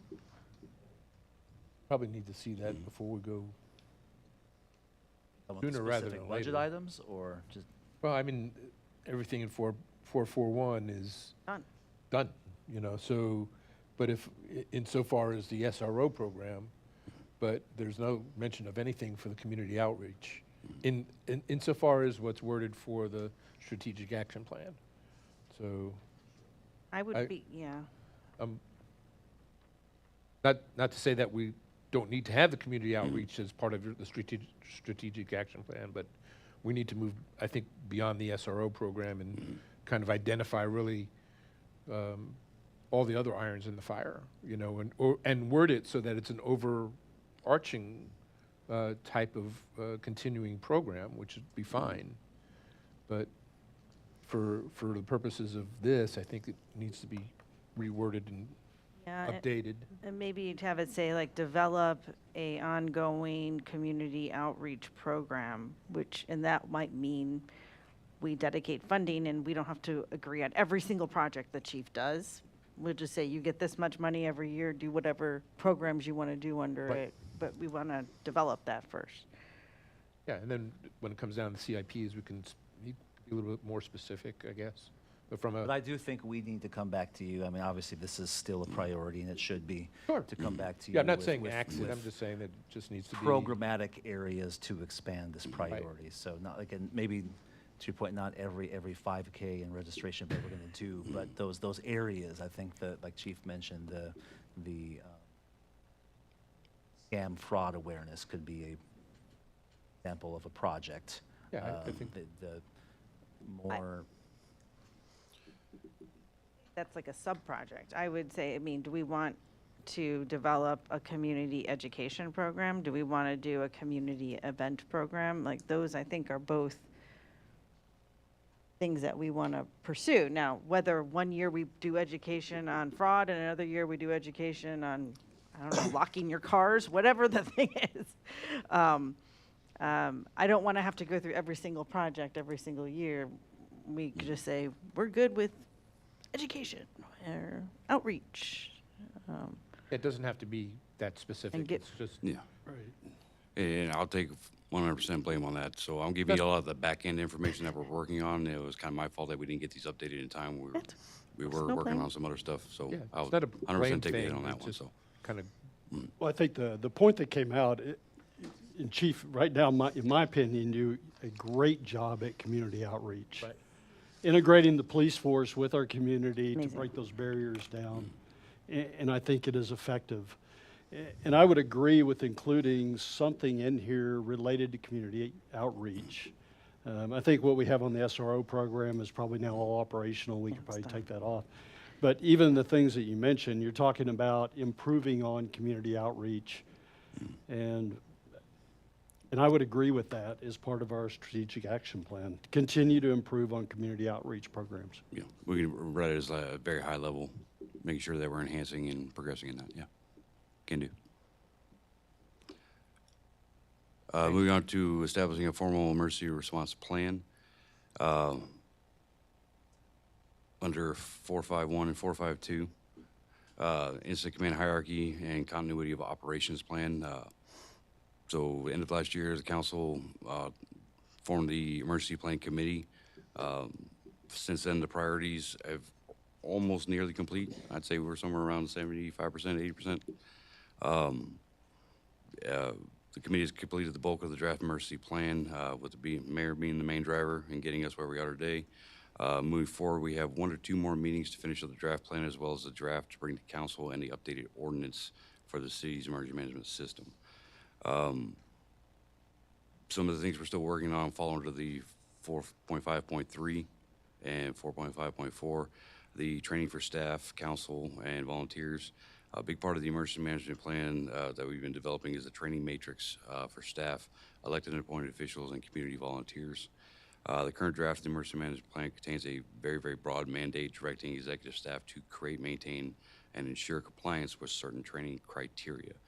For example, we isolate the executive level of staff along with the mayor for emergency management. They're required to take these classes versus the ones below required to take these classes, basically across the spectrum for staff, appointed elected officials, volunteers, all across the spectrum there.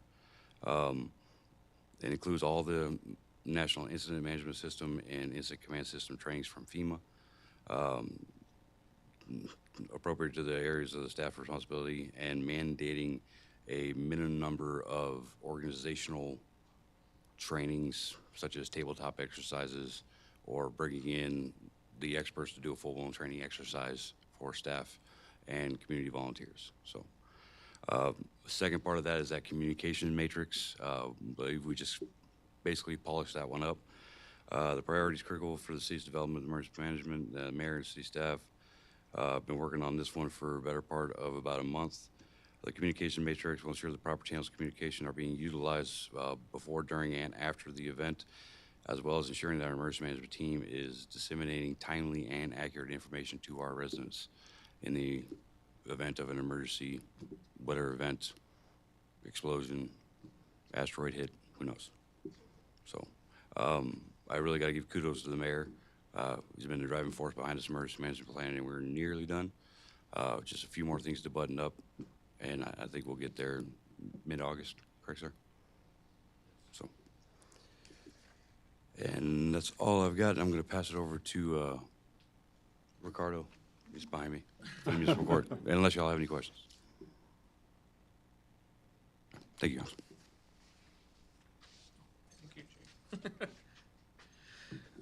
Good evening, Council. Ricardo Bautista for the Court Administrator for your municipal court. I got a doozy here, so you guys better hold on here. But 4.6 is just a review and update of municipal court best practices. 4.6.1 is a review and implement of court security upgrades. This has been going on for a little bit, but we do see that on 2023 we started, and then 2024 we're starting to, with our budget that you guys approved, we've been doing many things. You know, bailiff services has always been in place since 2022, I believe. Panic buttons, witness stands have been put in place, conference tables, table skirting. So those were the things that, because we do have a committee that addresses these issues that we might see with court security. And the last thing we are getting done in about, and I think it's scheduled for June 17th, if my memory serves me correctly, is to install ballistic panels and ballistic windows at our court clerk's office. That is going to take about 2 weeks for installation, but that would complete that project, and hopefully will be done, should be done this year, but we're still probably going to schedule a meeting with our court security committee for this year to maintain our validness as a security committee, but it will get done by this year unless there's something extra that comes out of that committee. 4.6.2 is determine advantages and applicability of a court of record. This has been tossed around a lot. We've been talking about it before. I've been talking with the city manager, the Judge Dolnig, and Carol has been helping me prepare a proposal for y'all to see what are the advantages of becoming a court of record and what it'll take to apply this. Yes, Ms. Corner. I'm just wondering why it's such a long project, because this is just to determine if we want to do it, not actually become a court of record.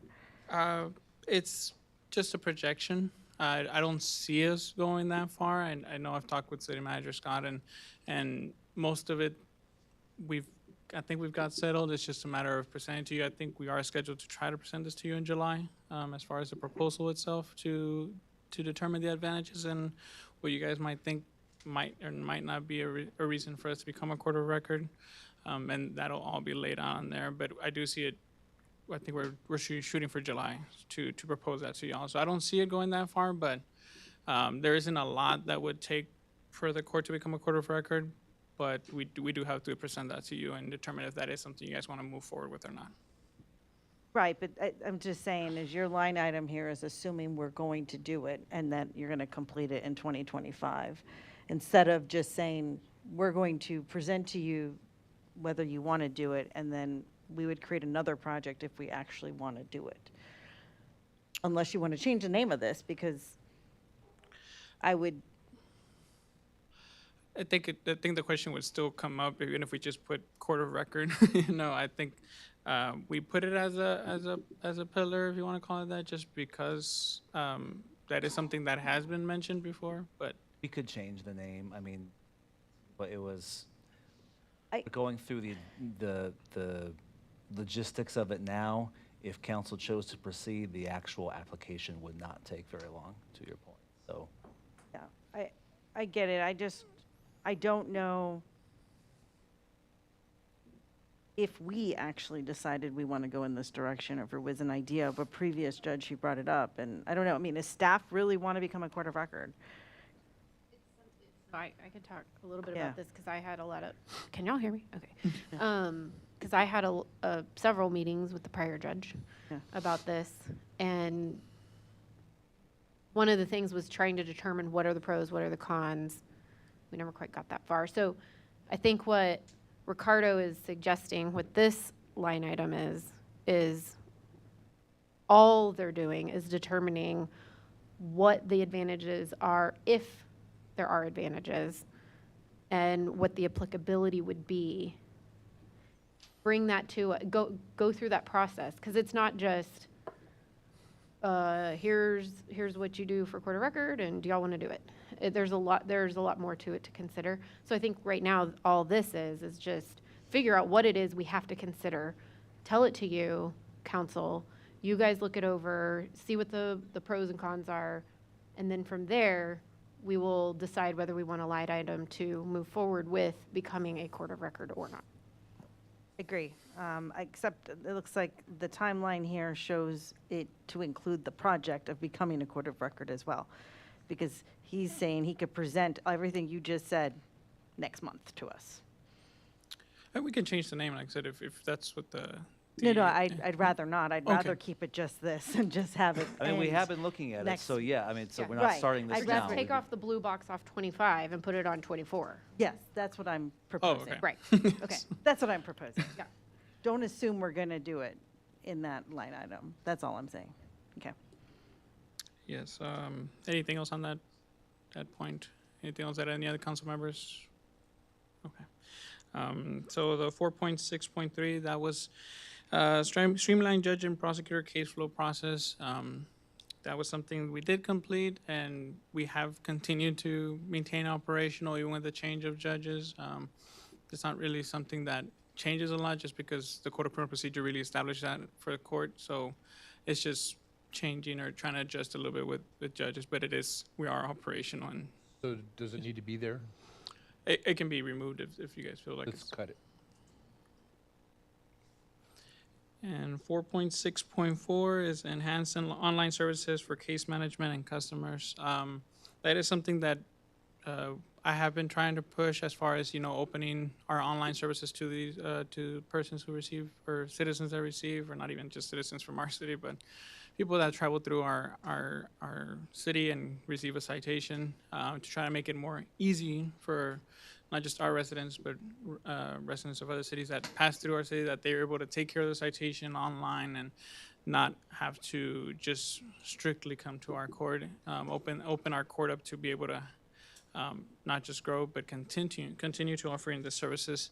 Some of the things that we are doing is we opened our online to for payment plans and to pay their DSC fees online. There's still a lot that our services we have already purchased through our system, but we've never opened them to the citizens. So that is something we are working on to make sure that we provide better customer service, not just in person, but online as well. Do you guys have any questions? Y'all do provide hearings on Zoom? We don't provide hearings on Zoom anymore, but we do stream, but we don't really provide hearings on Zoom.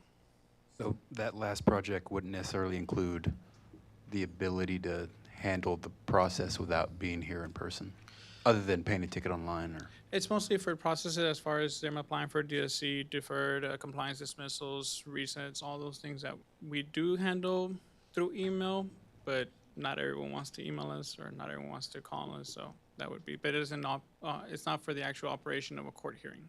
Okay.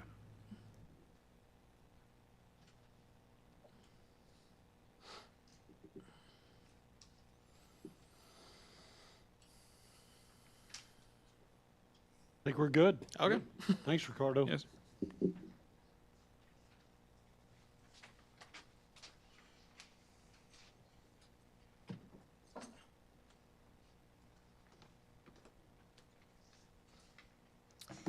Hello, Council. All right, Joanna Merrill, Director of Human Resources and Communications.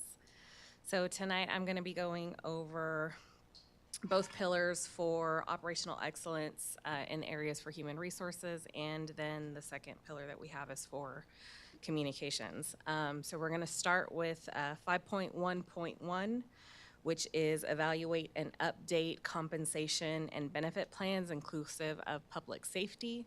This is actually an item that we previously discussed with council when we did the compensation plan workshop at a previous council meeting.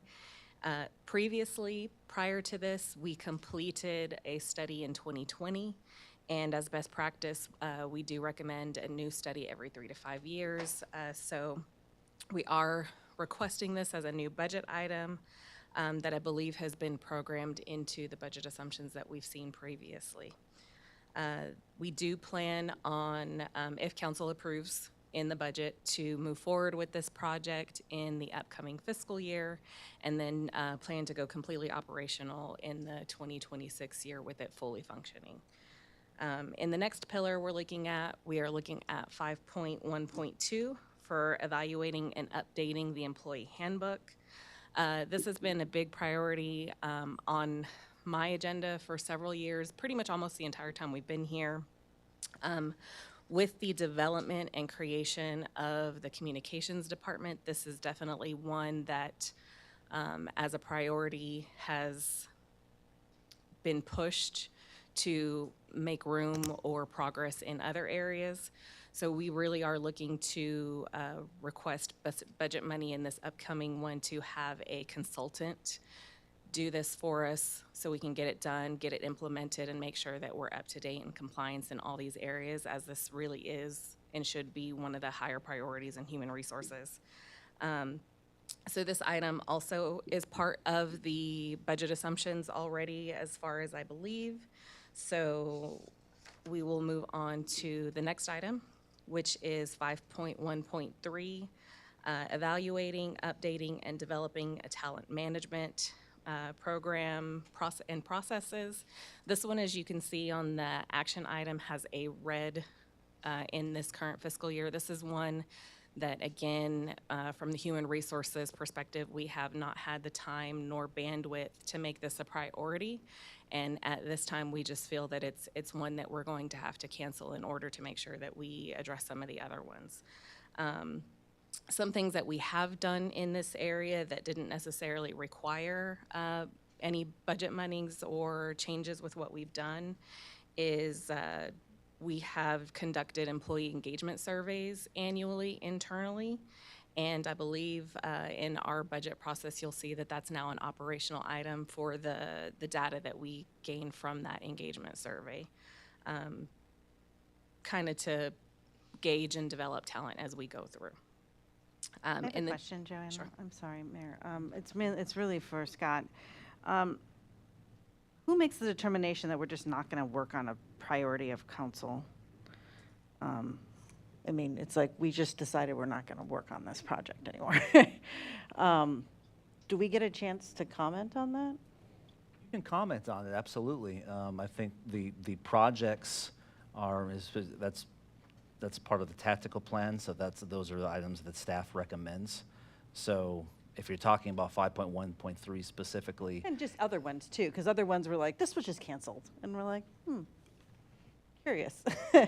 yeah, and there are a lot of reasons for that. Either it shifted, or in this case, arguably needs further definition.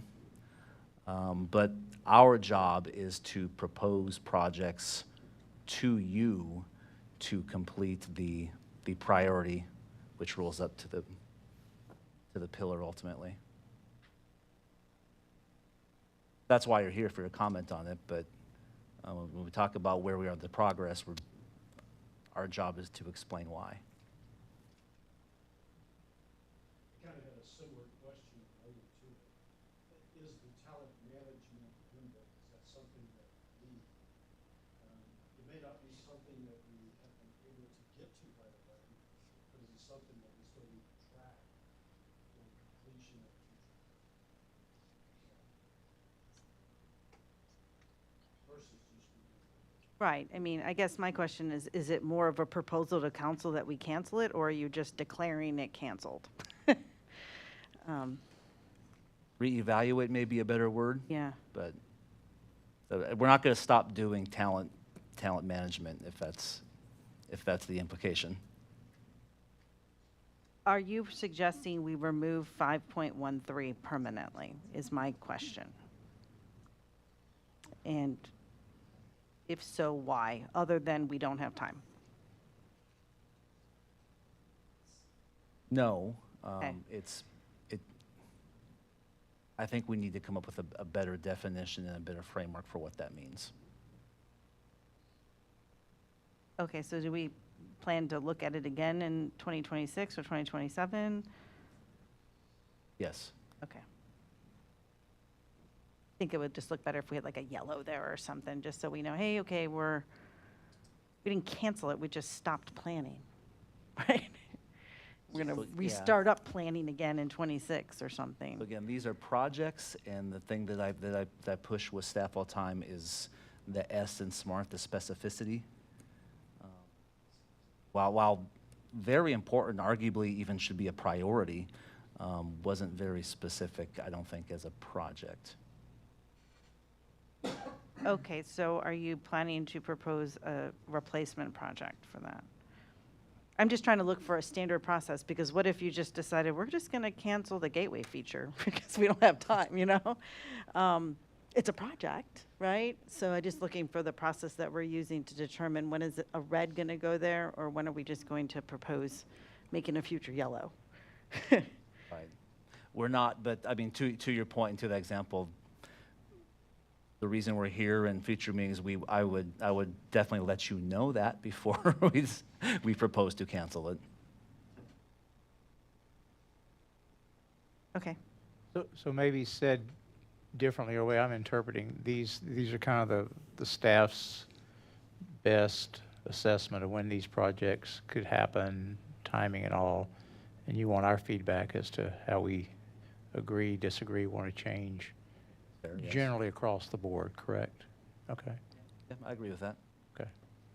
And from tonight,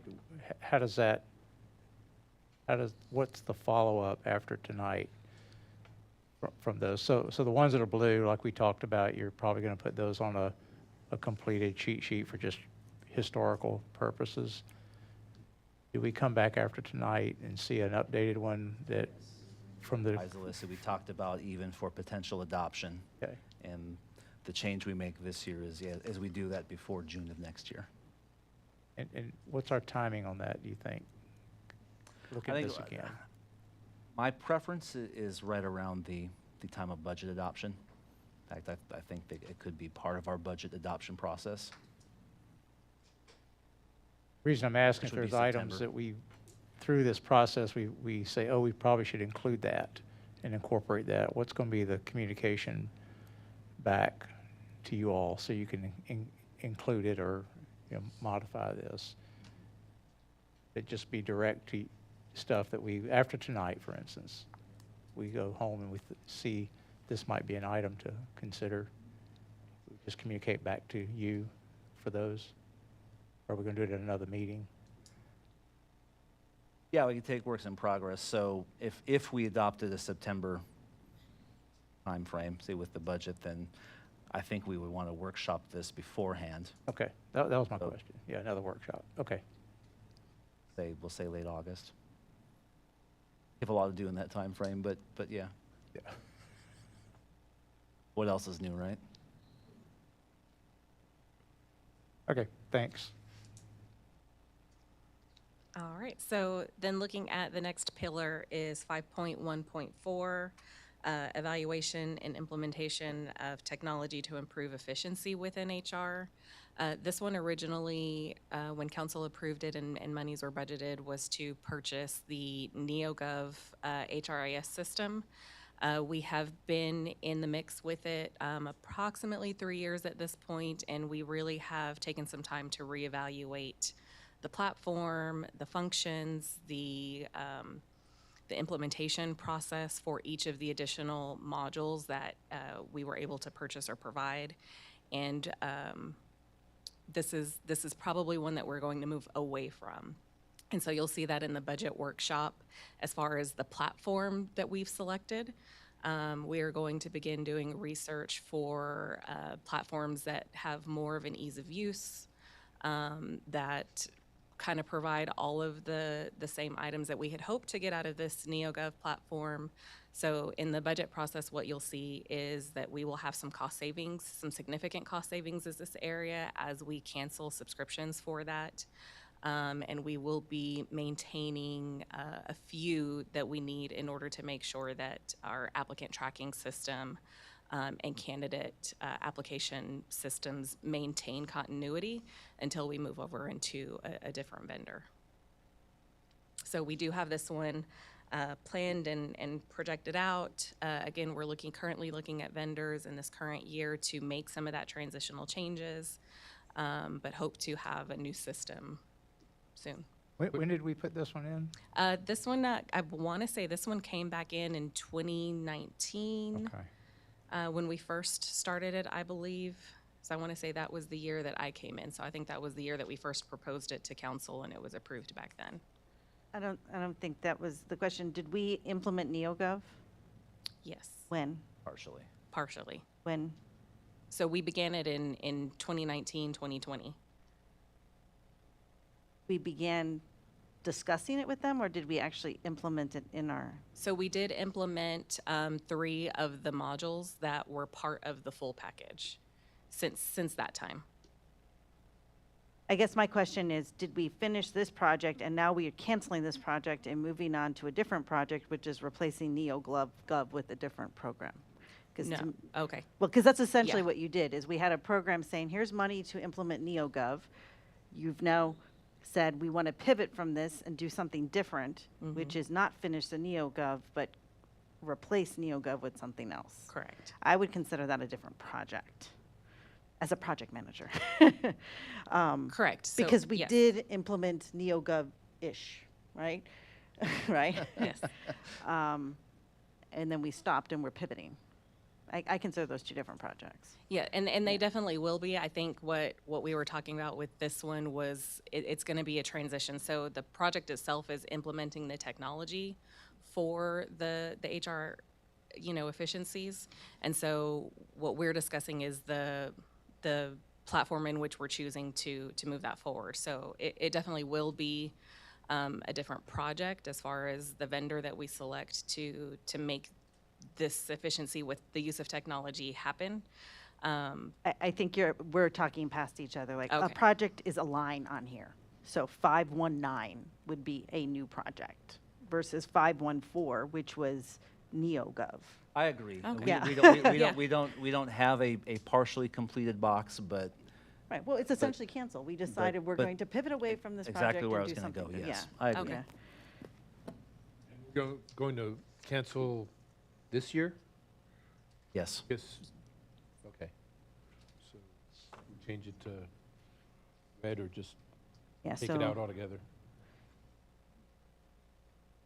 the proposal is, we originally were going to implement all this stuff in NeoGov. After your evaluation, we're not going to get out of it what we thought we were going to get out of it. So you recommend we cancel the full implementation and pivot towards implementing something else Yes, to be determined, correct. but will likely save us money. Yes, Okay. and time. Okay, got it. So will you rewrite this one? Will this one be rewritten? Okay. Okay. All right. Let's see.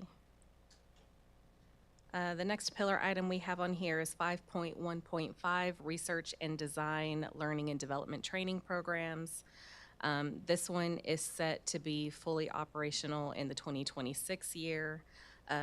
Some completed projects that we've done under this, because there are definitely more than one when you're talking about learning and development, is we have incorporated our annual compliance training that we do annually. Some upcoming projects that are going to satisfy this and work for that is we're looking to conduct a strengths assessment evaluation for coaching and training, and then how to use this to enhance productivity and personnel management within Bless you. senior staff, leadership, management, and personnel. Another one that we're looking at is evaluating a new platform for our annual compliance programs. Currently, we're using a mix of free resources provided through TML and paid resources provided through different HR platforms. So we are looking to change this up for engagement and variety purposes. And so we are looking to hopefully have all that gone and operational in the 2026 year. And then the next one we have is 5.1.6, which is review and update performance evaluations. This is also one that we have discussed with council during the compensation plan workshop.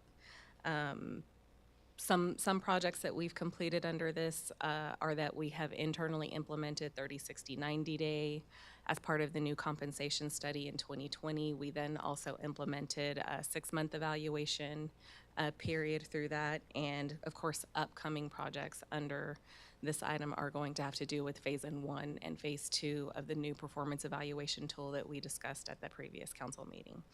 So we do look to have this this particular project completed, at least phase one of it for sure in this 2024 year, and be assessing for the next year for phase two. Next on that item is 5.1.7, research and implementing recruitment and retention policies. This is one that currently is scheduled to be operational in the 2027 year. We currently are still in the planning phases of this one. We do have some goals and potential projects that we want to propose for this one, but nothing is concrete just yet. Some upcoming projects that we're actually working on in the current year that do delve into the realm of reevaluating or researching our benefit policies and retention policies is we have conducted an analysis, a plan analysis on our 457 plans as far as our benefits package. We also are, as part of the legal requirement, going through the RFP process to bring to council in the future any potential changes to our benefit structure or plan at the moment. So we are just waiting to see what the data brings back on that one and whether or not we will have anything or any changes to propose to council for the upcoming budget season. And then some other future items that we'll look at that will fall under this are just different policies that we can look at for training reimbursements, educational reimbursements. There have been lots of talks with recruiting as far as sign-on bonuses, so taking time to evaluate and research those and bring the appropriate tools for our organization. And then in the next pillar we're looking at, which is the last one for the Human Resources Department, is 5.1.8 for developing a long-term plan for staffing needs. As you can see, this one has no colors on the board just yet. This was something that I think council had brought to us and requested recently, so we have not begun planning or projecting for this one as of today. But it is on there. So then as we dive into the next categories, this is mostly related to our communications priorities and projects. So 5.2.1 was designated for creating, coordinating, and leading strategic communication efforts. Some of the completed we actually have completed a lot of the projects that I'm going to go through in some of these pillars, and so I'll mention some of those. And then also designate some of the upcoming projects that are going to be in the upcoming budget. So some completed projects under this area. We have already implemented monthly departmental meetings. We've created mission and vision statements for the city. We've created internal guidelines providing metrics for usage around city events, social media, website content, and media inquiry and outreach processes. And then some things that we're looking in upcoming projects is to enhance some of our editorial and grammar enhancing programs so that we can properly vet and have the professional tones and notes that we want, not only for our external communications, but also our internal ones as well. So this one is one of the ones that we are going to be requesting budget monies for in the upcoming budget. And I believe we'll talk about that at that workshop. And then 5.2.2 is develop a brand identity and credibility. In this one, we have currently developed a style guide, which council may see in some of the deliverables out of that for how staff has had some consistency with our presentations, different things like that. So we've developed some internal templates to promote that professionalism. You'll also see some of those style guide characteristics displayed on the new website that we did the redesign project for just recently. As part of this project, some of the upcoming ones that we are currently working on at this moment that we hope to have completed by the 2025 year is the implementation of the Moncito software to fully ensure that the website that we just redesigned is fully compliant with all of the requirements, the legal requirements, and then ensuring that we maintain that as we go forward. So we are in the process of cleaning some of those up. We actually just began that training process this last week, and so we have the tools in place, and we'll start cleaning some of those up here shortly.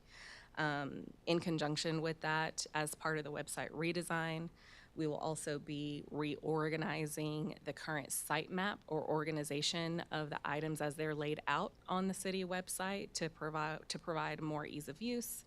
I think we've discussed also ensuring that the analytics support some of the changes that we're making in that area, and that is a more tedious process to reorganize those structures, but we do hope to have that completed in the 2026 year.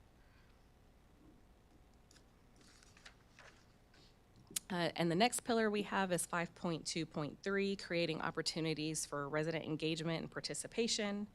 Some completed items that we've done on this is we have created some internal KPIs, as communications is a fairly new department to the city of Fair Oaks, and so we are using those to assist with measuring our metrics, our data, ensuring that we're providing the right tools for the departments.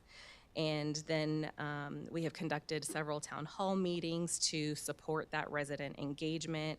And we've also incorporated additional feedback opportunities to gather community input through paper surveys at these meetings. And then most recently, we have begun incorporating some electronic surveys as well through one of the programs that we had in this previous budget year. So we're utilizing that currently.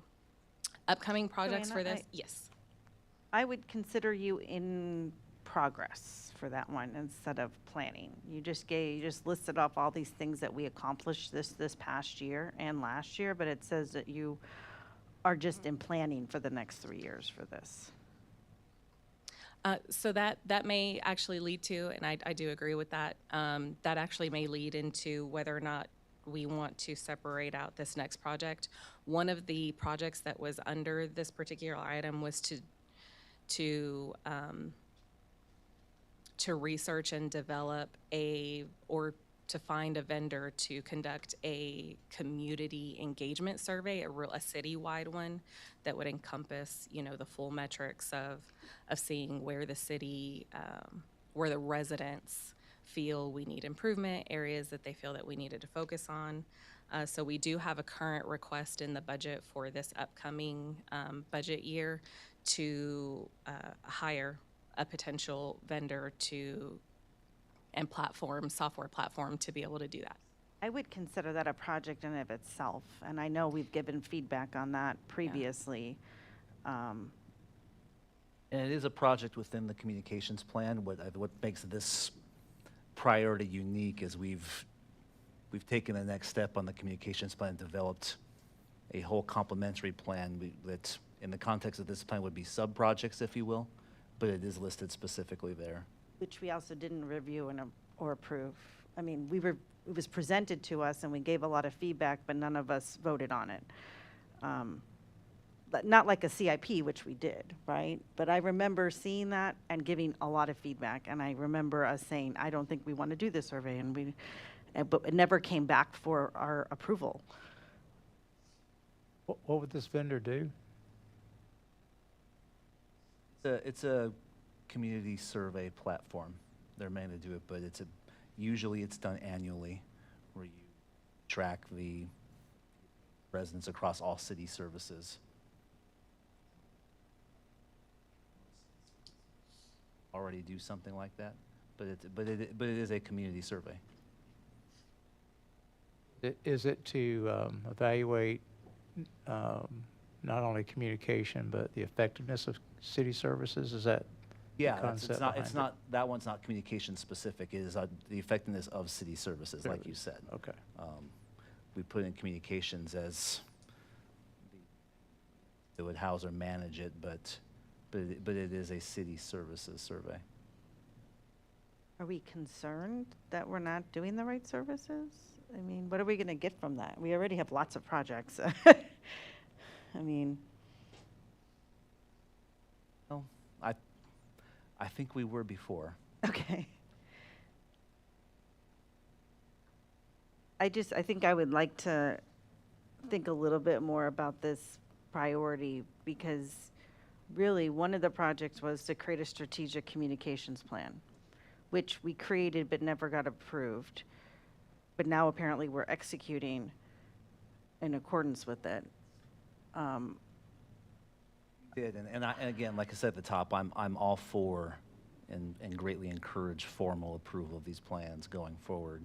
The one thing I'll say about the strategic communications plan is that, yeah, we did not take an up or down vote, but we did have at least 3 separate workshops on it where we presented it, we made changes, we made further changes, brought it back to you each time, said changes. Again, like all of these things, all for bringing it back and looking at it again and even improving it. I think that's a great step. Is the strategic communications plan would be the 5.2.1, right? Yes, that's what I think what was supposed to be 5.2.1 was create strategic communications plan rather than execute everything in the plan, right? Which we have, and it's like we could review it now if we wanted to. 5.2.1 through 5.2.5 are all priorities within the strategic communications plan.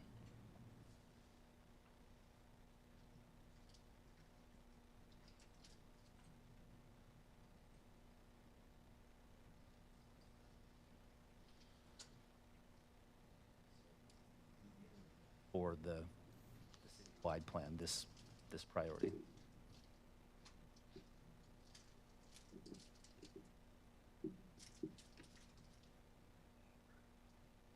I think that might be helpful, because I think there's a lot of double clicks under 5.2.4 and 2.3 that I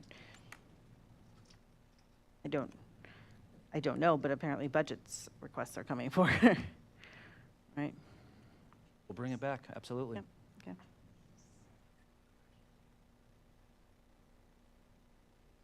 Okay. Okay. So then the next one that we're looking at is 5.2.4, providing transparent and timely communication to media and public. This one we've been able to incorporate without any budget monies. As of right now, we have developed internal processes for distributing information to the press, and we have compiled a comprehensive list of media contacts, and we have also implemented and distributed a monthly newsletter that you will have seen and is on our current website as well. And we've also implemented and promoted, which was a previous item, the emergency communications platform as well, the regroup that we've done. So we do have that under that pillar. 5.2.5 was ensuring a well-informed city workforce. This was more in regards to ensuring that we were communicating internally as well as externally as far as the communications department went. So I did mention a style guide that referenced our city website, so doing some internal training there, ensuring that we're providing kind of regular internal emails to communicate, citywide initiatives or information and distribute those and hold workshops for staff as needed. And then 5.2.6 is design. Can I ask on those last two? I mean, those kind of seem like they're things that will be ongoing forever. Yes. So I don't know. It says we're done next year for 5.2.4, and then we're done this year for 5.2.5, but it's something that's just going to kind of be ongoing. So is it come up with a program that? I think at least just from my perspective, we were leaving it open in case council wanted to give us further direction on specific projects that might fit under one of these categories that we would focus on. I know we had proposed some in that communications plan, which we've been implementing and trying to do internally, but we didn't obviously want to do away with any of this yet, as communications is so new, and we are still taking a lot of clear direction from council on where to move forward with some of these programs. I guess what I was looking at is the way that these two are worded, 5.2.4 and 5.2.5. So every other project is worded like something that you do and then you're done. But these two are just, they're just worded differently, and they're not creating something, they're not reviewing something, they're not developing something, and that can be just completed. You're right, and that's So- because we have the specific projects in our communications plan, which admittedly we did not bring to you tonight as part of this discussion because it's a whole nother Sure. plan. But within that, you see the specificity, and again, I take the point that we need to bring that one back as well. But Okay. So, Okay. so you're absolutely right. I'm just telling you that's the reason Yeah. why those seem Different. they seem more like priorities than projects. It's because Right. they are. They're, Okay, they're okay. priorities. That's what I was and getting at too. Okay. Yeah, yeah. Thank you. All right, and then the last one on our list is the design and construct a city gateway feature, which we are in the process of. The next phase and completion of this project is going to be dependent on the information that we receive from the consultant that's working on this, and that's in progress right now. So we hope to have an update to council soon.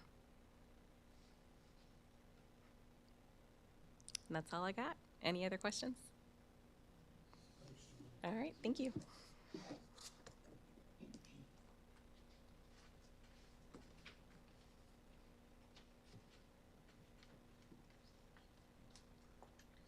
Good evening, Council. Christina Pachocchio, City Secretary. I'm going to be continuing under the evaluate and update service delivery expectations and best practices. And I am addressing items 5.3.2 to 5.3.10.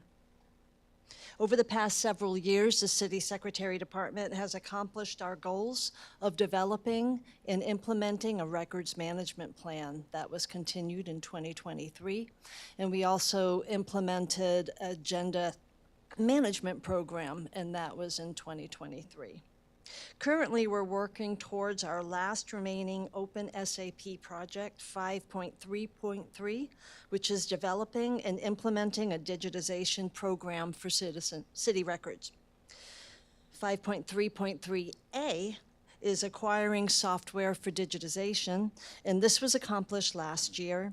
We selected DocuWare software for this purpose. It's a cloud-based system, a robust product, and it will allow staff to store, manage, and retrieve long-term records that have been stored and do that easily. It has the ability to recognize document types and can automatically extract similar information based on preset indexes. Some of the benefits the project and the software includes is optical character recognition, the OCR, so it can look at a report and pull out keywords that you're interested in finding. It's easy scanning and retrieving of records. We're able to access those documents online, and it also has the ability to track the retention periods for each of the documents once we input that information in.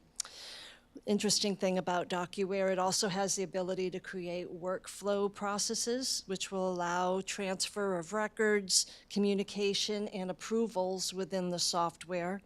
We're currently in the beta phase right now of testing the public information requests workflow, and we anticipate pushing this out online later this month. There's also other opportunities for other departments to be able to utilize this workflow system. Permits, platting, and other situations it would apply to. The second component of the strategic plan is 5.3.3B, the third-party scanning of city records. The focus of this effort is to take our current paper records, those that have been identified as permanent, vital, and historic, and as well as records with a retention period of 10 years or older, and store them within the software.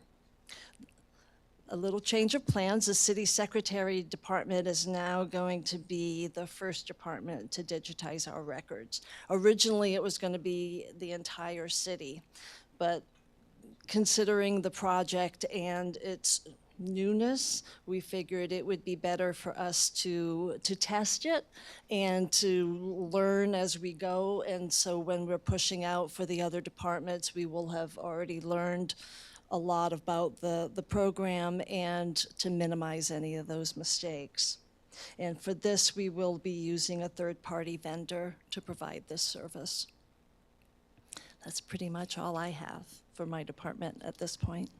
If you have any questions, I'll be happy to answer. 5.3.11, and I I'm guess sorry, can you, is 5.3.11, which I don't think you addressed, is that canceled because of 5.3.3, or is there another reason? there is, I think there was another, I think Brian was managing that particular item, the Okay. 5.3.11. That had something different. That was a different item. 'Cause you mentioned public information requests as part of 5.3.3. Correct. That happens, the public information request for 5.311 was something different. It wasn't the aspect of us doing the flow. Okay. Any Thanks. other questions? No? Thank you.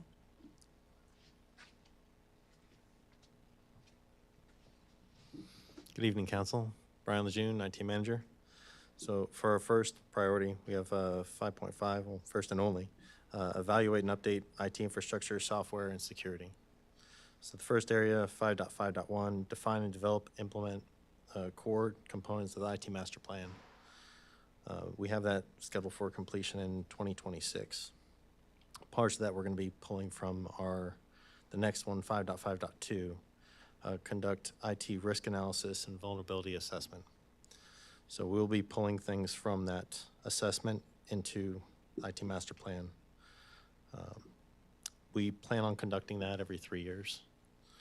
The reason why we did not conduct that this year is that we submitted for the state and local cybersecurity grant program. So we planned on having that completed and budgeted for that this year, but we did not, we weren't able to conduct that since we submitted for that grant in hopes that we would be granted that, but that's not going to be assigned for issuance until later on this fiscal year. So there wouldn't be any time for us to even complete that project in time before the end of the fiscal year. Next up, we have implement cybersecurity processes and procedures. So that essentially is frameworks, controls, and industry best practices that we have in there for keeping our information secure. Is that one done? That's, so we have things from our cybersecurity assessment that we'll be pulling into that. So feedback from that, it's depending on what framework we have adopted at that point in time, it's going to have continuous projects associated with that at some point. We can complete those and then, or have the controls mitigated, so to say, at which point it would be completed until we adopt a new cybersecurity framework if council chooses to. That's probably something that'll never be done, right? Because it keeps changing. Yeah, some of the controls constantly change depending on industry threats. The operational stuff is certainly ongoing. Part of how this could be further defined in the future iterations is based on 5.5.2, which Brian talked about. So the council put money, as he said, into this year's budget to conduct that. Emergence or of our knowledge of the state funding, we're hoping we can get some grant funding to help us out and complete that vulnerability and threat assessment, which, depending on the results, projects. Correct. Yeah, but I think your question is really, we at some point implemented cybersecurity processes and procedures. Right. And we have them. Yes. They're in hand. Yes. That's done. Well, they're still ongoing. No, you're always going to review policies and procedures. That's Right. just part of everyday life, but creating them for the first time is done. There's still some policies we need to complete and Okay, so we're not done. implement. It doesn't, it says that it's not in progress anymore. That it Right, stopped. and part of that was that we were planning on getting feedback from that vulnerability assessment, but since that was not completed this fiscal year, we were planning on having that started and completed around March timeframe. So by this time, we were planning on having some feedback from that we'd be able to implement into the plan. I think what I was saying is you don't have any, you don't have any little squares colored in. Correct. You'd add some boxes. Yeah. I think we will have said boxes. Yeah. I just don't know how they look yet, to be But honest. it'll be tied to the one above, right? Absolutely, So yes. 552 and 553, there should be green on both. And even the first one, the Yeah. the Right. IT master plan, and just for council's awareness, that one is, we talked about this a bit last year. That one is kind of a big deal to me, honestly, because we have, not just in the cybersecurity realm, but so many systems, softwares, servers, equipment, et cetera, that we have implemented somewhat piecemeal over the years that we really need to get a good handle on what may be redundant, obsolete, consolidated, both in terms of the software and the equipment platform. So we really need to embark on a master plan to get our hands around all of that. So I think 3 is dependent on 1 and 2. Yeah, they're all pretty much interconnected, but we have made strides on that, even though that we don't have colored boxes in there. We've migrated to the Microsoft Cloud, migrated to the Census Cloud network, and then we also upgraded Edge servers that, further reduced our security footprint. That's under 551, right? Well, no, as a part of 5.5.3. Well, 5.5.3 is documents, processes and procedures. 5.5.1 are all of the items that we paid for in your master plan. Well, 5.5.3 is also frameworks, security controls. Oh, it doesn't industry say best that. practices. No, Yeah, I know it okay. doesn't say that. So maybe we Right, can, that's what I'm trying to figure out. reword was Right. we- Yeah, Because add it some says that words you've to done it. nothing, which is not true, since Correct. 2022, 2021. Right. That's what the little box is telling me. Correct, that's what the boxes say. Yeah. Yes. Okay, that's what I'm trying to So understand. we can update that. Okay. Yeah, we know you're the busiest. Yeah, man in yeah, I Kansas, mean, you because know, we've been yeah. seeing it. It's just like, where has it been under 551 or 553 or, Get your name called more than anybody. right. We've been doing a lot. I just think it was, sort of prophetic that the boxes were empty because it's never done, so. That's kind of where I was going But with it that. starts. It's Exactly. in green. Yeah. Let's get credit for the work. Yeah. Do a yeoman's job, Brian. Yeah, Yeah. it's never ending. That I agree with.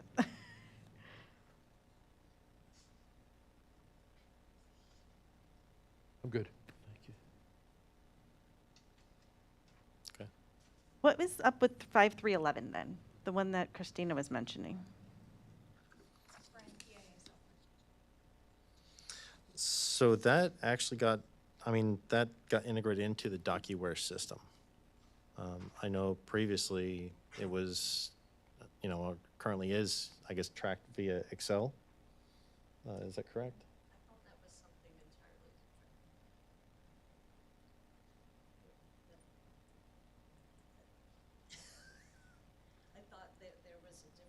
Yeah, I mean, The this concept started way back when, but as it evolved, it was a combination of this. So we have the process flow through DocuWare, which is what Christina talked about, and Right. we have expanded search capabilities primarily through the Office 365 implementation, which is the software solutions for it. So that's why, for my venture, we reframe that and cancel that project as a standalone and put it into those 2 buckets. Should it be red then, if there is a process that through software? Well, so we did not go out and buy a separate PIA software. That's the distinction. Thought you were going to, but then we realized we didn't need to With the because rec- some other program we got did it, Correct. Correct. Yes. essentially. I'm just, Yeah, no, that's Yeah. fair.